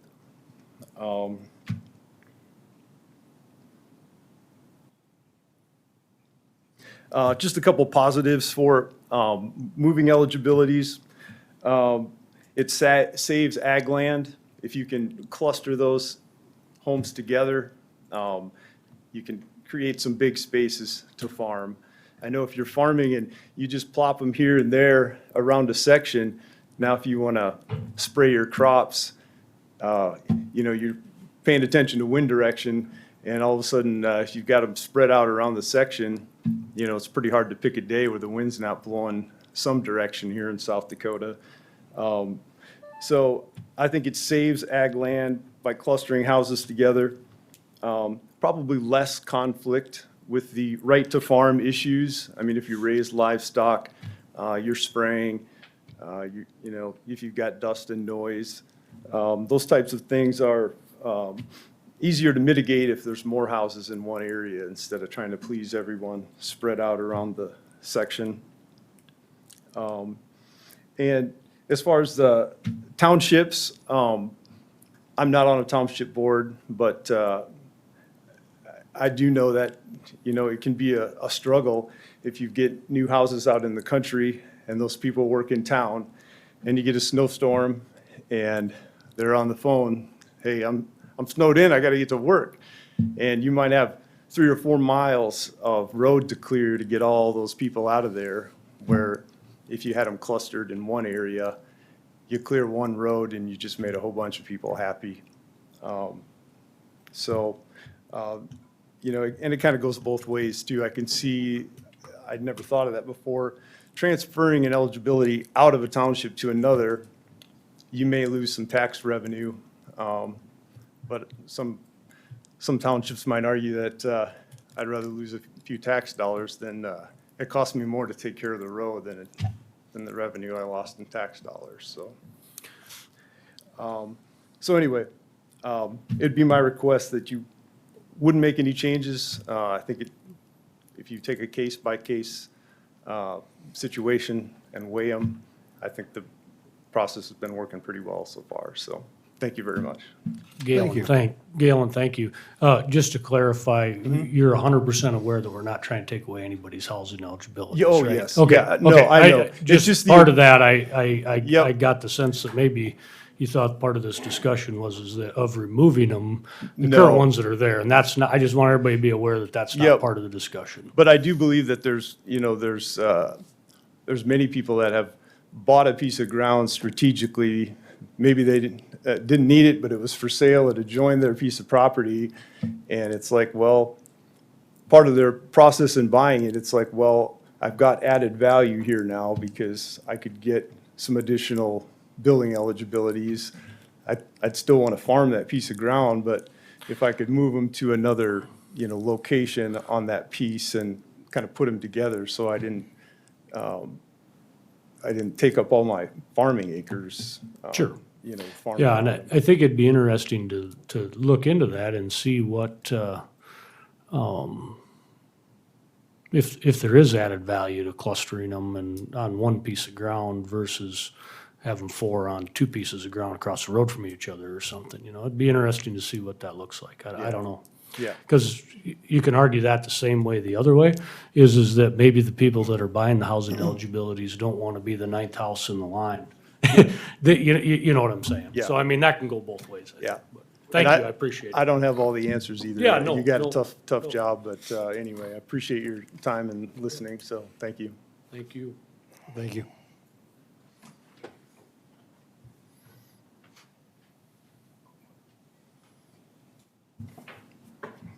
Hello, my name is Brett Merkel, 47236 274th Street. I want to commend you. I don't envy your jobs. It's a very difficult job. I can tell you, I've been moving eligibilities and buying land since the 1995 was probably the first time. And the comprehensive plan put in place actually does work really well. I don't think that the rules need to be changed. I think the problem is just the market. I'm also an attorney. I'm an attorney and a real estate broker. And what I've seen, I never believed I would have seen in my lifetime. I saw the first eligibility sell for $25,000 and 5 acres. Well, now that same eligibility, depending on where it's at, is worth $250,000. If you're on Louise Avenue, for example, you can sell that for a lot of money. But if you're 3 miles in on the gravel, that goes down quite a bit. Might drop it down to 125.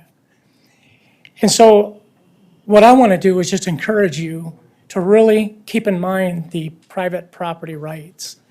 Our Constitution has established the value that we hold dear in this country as private. 100+ years ago, they gave a quarter section of land away to people so they come out here and pioneer the West. Well, why would those people suffer the risk of losing their scalp and many other risks, disease and starvation, for 160 acres of land? Well, they did so because they couldn't get land.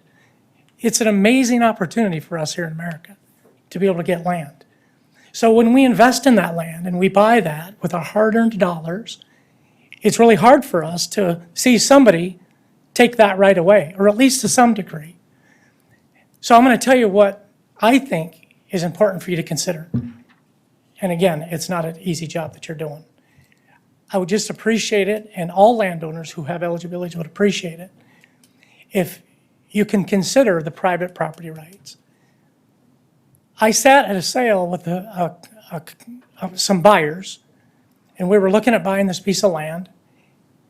And the discussion as the bids were going up and up and up, we were talking about the eligibilities and where we could move them to, because this family had like 6 quarters. And so this piece of ground was some good farm ground, but it really wasn't the greatest for selling eligibilities. It was on like a couple, 2-3 miles of gravel. But we knew, I'm sure Mr. Poppins does too. All this was discussed, and it was all very well thought out. It's actually pretty incredible how they thought ahead. And if you look at that comprehensive plan, basically with ag, I mean, with development, it starts with the cities, the towns, and then it goes to the urban expansion area, and then it goes to ag. Well, if you're a farmer looking to buy land at $17,000 an acre, that's what the last 2 auctions went for. You're going to have to try to find some way to help reduce that cost. And if I can move an eligibility maybe up to an oil road or maybe through 3 or 4 of my other quarters, I might be able to make that work. It's a lot of competition. There's actually big dollars from mutual funds coming in buying South Dakota land. And so it's very important for you guys to do this job with that in mind, because that's what makes everything go, that investment in the land. And these eligibilities have gotten so valuable. I don't think the one thing they could have predicted back when they came up with the comprehensive plan was the value of these eligibilities. But now we all know what they're worth. And so if you can keep that in mind, and like I said, the rules are fine. I've done it a lot. I've gone kitty corner across roads, and I've gone through 3 or 4 sections of land, got it to a certain area, worked wonderful, increased your tax base from what, $15, $20 an acre to maybe $500,000 for this acreage that's sitting there. These people are happy because they got a beautiful acreage. In the process of all of this, if you can keep in mind what your job really is to do is just clean up the mess. I don't know how you do it, and that's what I don't envy. It's going to be very difficult. But to communicate with the townships and find out really what their needs are, to go through that process of talking to each other and other entities, rather than just kind of putting a Band-Aid on it and saying, we're not going to move these eligibilities from one quarter to another. The comprehensive plan, if you read it, does, and I can tell you it's page 35, 6, and 7. If you read that comprehensive plan, it actually discusses the moving of eligibilities and clustering them along the roadway so that the farmers can farm free and clear without encumbrances, Galen mentioned. And I'm sure that's probably what Mr. Poppins is trying to do as well. And so in the process of this, it's not about can you not move them from one quarter to another. It's about communicating with the authorities to get it all right so that we can do it, so that everybody can be safe and there's not a problem. But one thing we don't want to do is decrease the value of these things, because we're living in a time right now when the prices are going up so high. That's about the only way some people can afford to do it. Thank you. Thank you. Another good perspective. All right, any other public input on this topic of building eligibilities and whatever else we kind of worked into?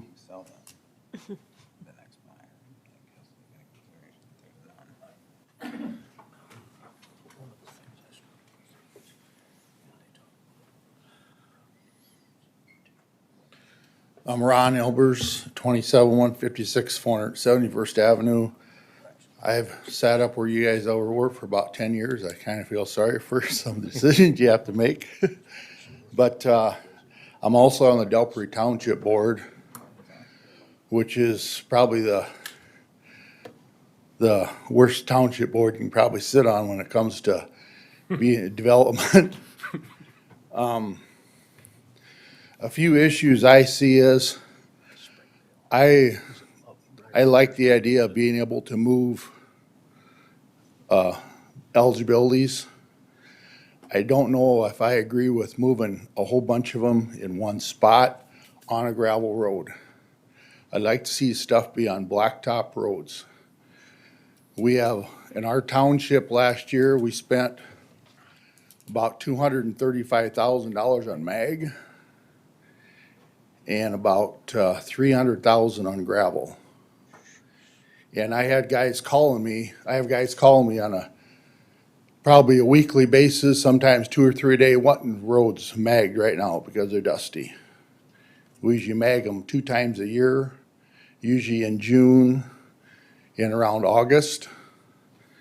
And with these dry years, it's terrible. We have guys coming out and they're buying 10, 20, 30, 40 acres. Like Mr. Merkel said, they're paying big, big bucks. And they're putting $800 million homes on them. And they're buying them on gravel roads. And by God, if they don't want that road blacktopped. Well, you bought a house on a gravel road. You want to put $1 million house up on a gravel road, you're going to drive on one. And they come to meetings all the time. They call all the time. They threaten and they threaten and threaten. We had them bring lawyers to townships and that stuff. So I don't know what the answer is there because these are not really clustered. They go out and they'll buy 40 acres or 10 or 20 and they pay big bucks for them, you know. Farmers sell them off. But something like that is not a good deal for the township. And of course, our township stops at 110, but the townships to the south of us are gonna start having a lot of these problems. So that's something a guy should look at. I don't know what you're gonna do, how you're gonna fix it. We've got 3 situations right now where we let them blacktop a half a mile of the road, and they pay for the blacktop, and they have to keep all the blacktop up, and we give them $5,000 a year on that blacktop is what we do. That's how we're doing it. Springdale does some of that stuff too. So far, it's worked well, but I don't know what's gonna happen when that road has to really be worked on and replaced. It's in the contract that we don't have nothing to do with it. But what's gonna happen when you got a township, when you got 10, 12 guys that are worth millions of dollars and they hire some fancy lawyer and come and, what are they gonna do to the township? What's the county gonna do? I mean, you know, I'm looking ahead what probably can happen. And of course, we want the development to continue to bring in tax dollars to raise everybody's, you know, it keeps everything going. The worst thing you do is have people move away and die. Look at what happened to the city, you know, the towns out in South Dakota where there's nobody around. That's the worst thing you can do. And no matter what we do, we're gonna make mistakes. The more decisions you make, the more mistakes you're gonna make. Hopefully it's at a small level, you know, and hopefully we can come back and correct some of the mistakes on these plans that we write. I was in on some of these plans that were written now. We didn't know, you know, how things were gonna turn out. We've got a few issues right now, you know, and you're going to with the growth we have. And, you know, guys, the townships, I hear a couple of them fighting a little bit over Mr. Poppins' deal here and that. I just say you gotta talk to one another. I mean, where we're at, we're with Sioux Falls, we're Springdale. We do roads. If the road ain't plowed, if we gotta get through it, we plow the darn road. Maybe we don't wing it out, but we get through it. If it's the other township's road, you're gonna fight over a $10 bill? You know, and ours, we got splits. Well, if we take care of the road, the house is on the other side, I guess we're probably gonna lose a few bucks on that house. But if you look at the tax dollars, the township doesn't get a whole heck of a lot of money out of a house. I mean, they get some, but you go 2 miles down the road and they may build a house on your side of the house, on the road, and they gotta take care of the, you know, of the road. So some of that stuff can kind of be taken care of. Or if you want to switch miles, switch miles. It's not hard for 2 townships to sit down and figure stuff out. About the time you do that, then the house will get built on the other side, then you'll wonder what the heck you're doing. You know, but it's, but our township, I mean, we spend a lot of money on stuff to try to keep people happy. The more than people that come out, gravel roads are bad for putting development on. If at all possible, do not put a cluster of homes coming out on a gravel road. Unless you make the developer blacktop the road to a blacktop road and he's gotta take care of it. So, but I mean, it's gonna be a growing issue and it's gonna continue to get worse. When they talk about, Minnehaha and Lincoln County, I'd say Minnehaha, or Lincoln County's got more problems than Minnehaha as far as growth goes. I mean, it's the fastest growing county in the state. And cities like to go to the south and west. Where are we at? Southwest Sioux Falls, you know, so.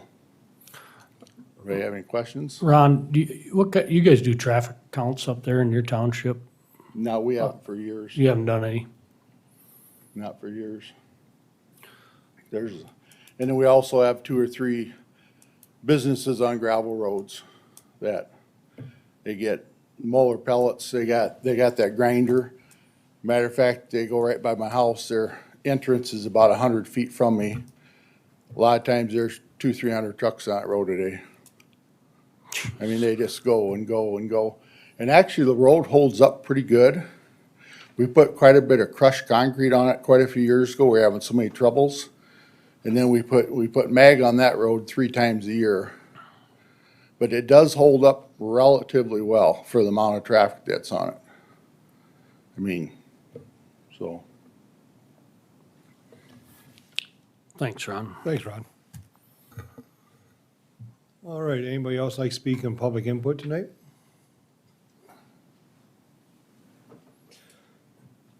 So with that, commissioners, oh, yes.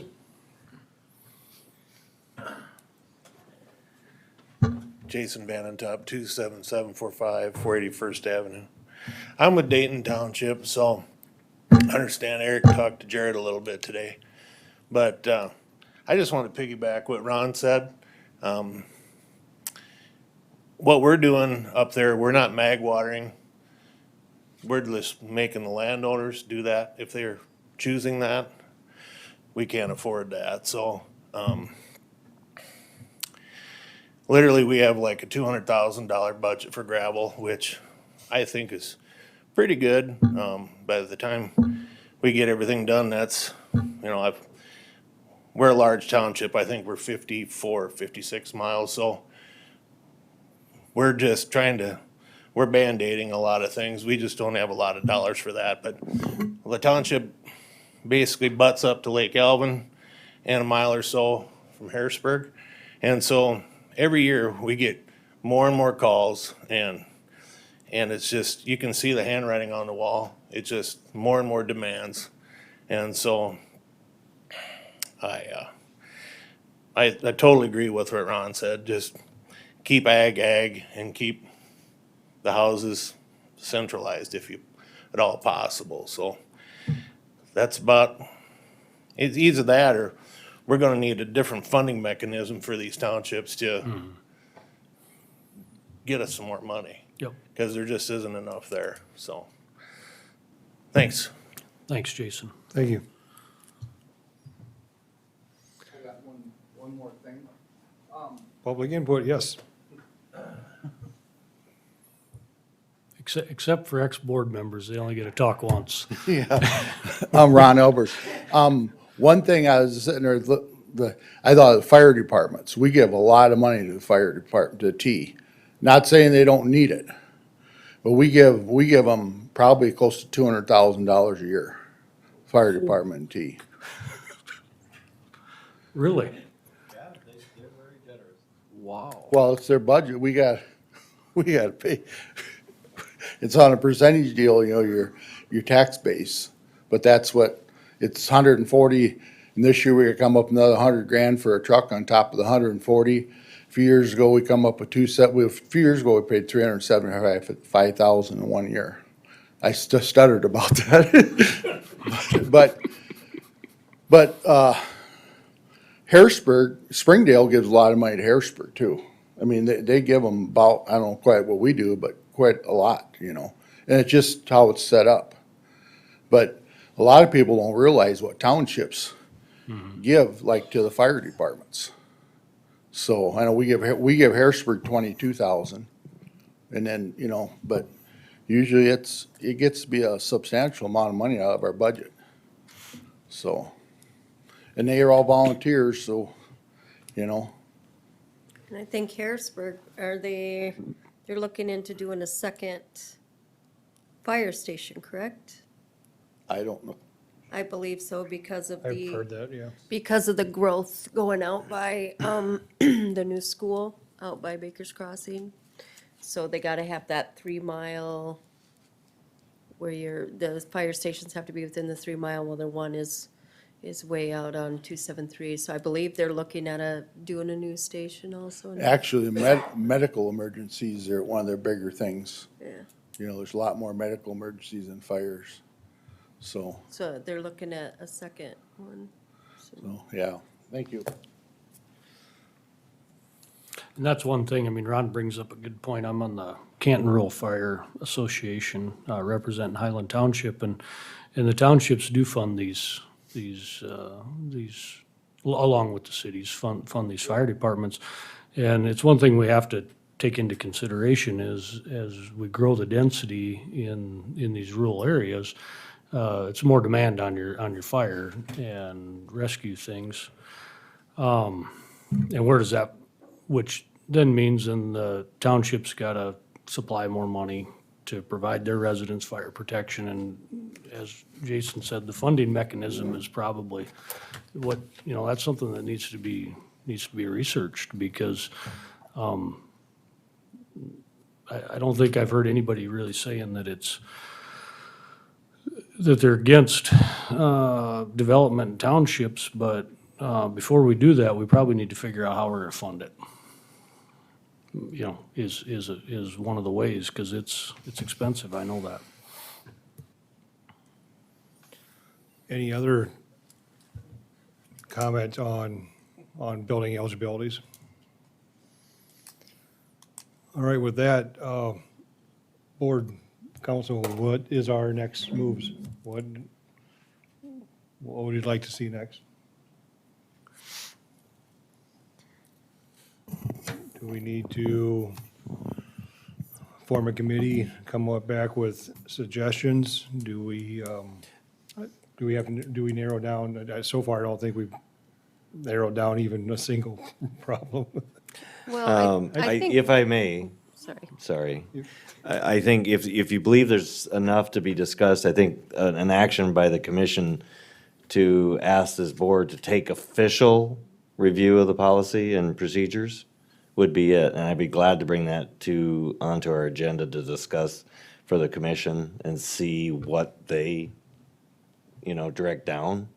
Because before those get changed, the procedure would be for the board to say, hey, this needs to get reviewed, please look at it, determine what needs to get, and then come with a recommendation. So, I think, Mr. Chairman and board members would be if there is a consensus, is to say, hey, Poppins, put it on the agenda or with Toby and say, we feel that there's a need. Please, we're asking for direction and let the commissioners decide and then direct down, so. Commissioner Hogan?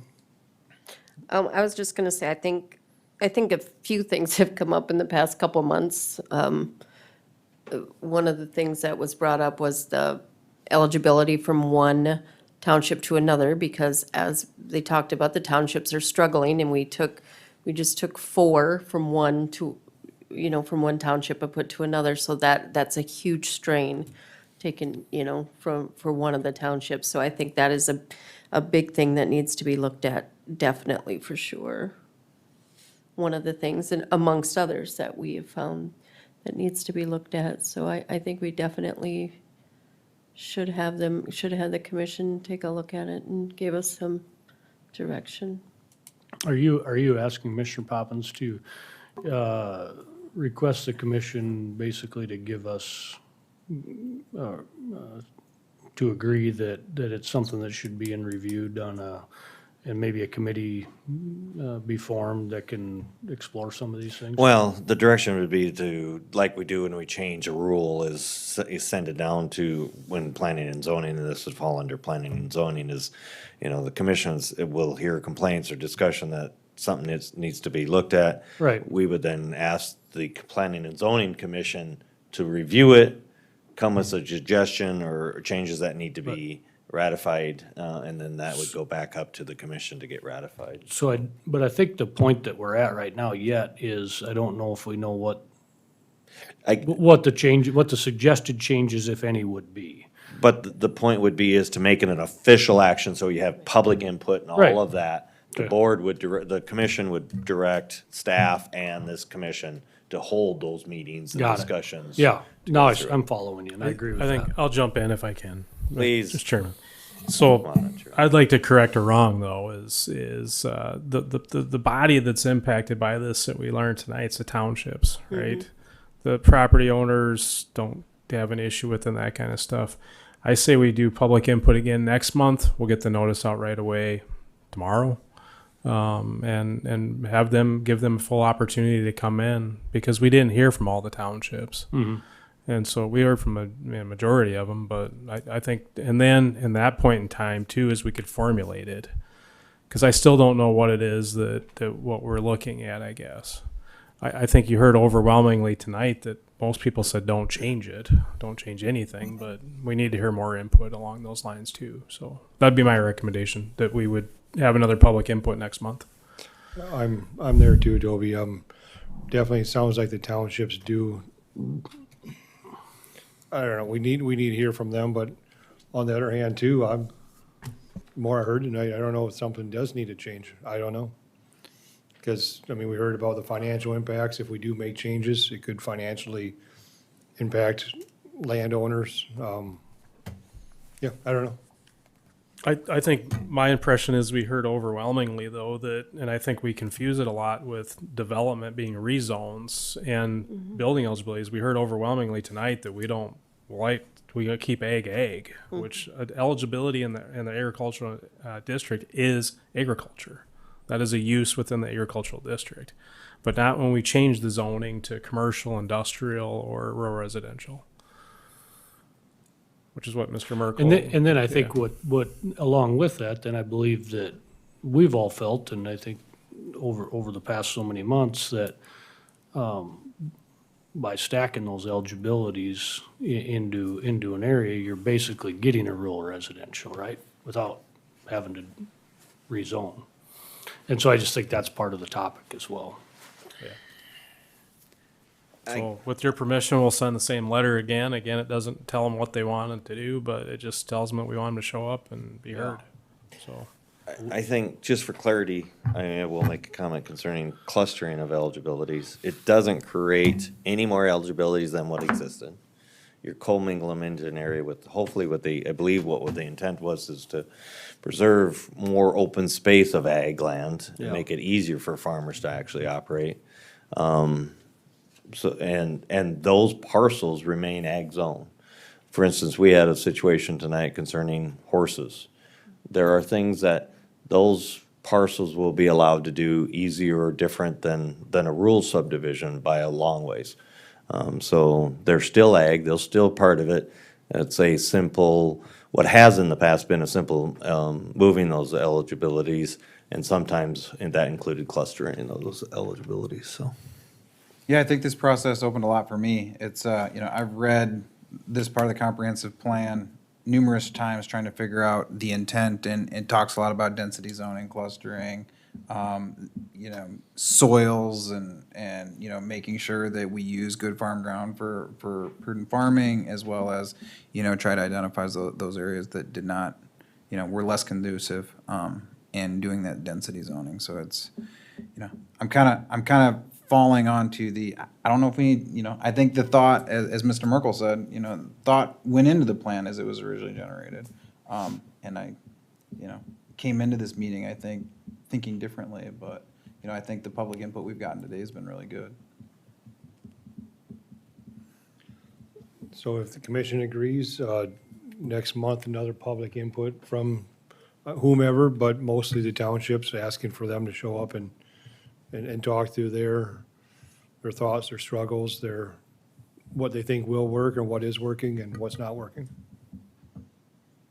Is that fair, Commission? Okay. Do we need to make a motion on that, Toby, or can we just make that happen magically with your pen? Okay, That's your direction, so I understand. thank you. With that, is there a motion to adjourn? There's another item on the agenda. There's another item on the Oh. agenda. Toby, is there any, Yeah, I'll be brief. So the application for Primo Feed Yards was appealed to the Board of Commissioners. The Board of Commissioners tabled it till 60 days, I believe. Commissioner Poppins, I believe. 45 days. 45 days. Sorry. So 45 days, so by probably a couple months, I'll be able to report back what the decision there is, so. But that's the only action that was forwarded to the Board of Commissioners since the last meeting, so.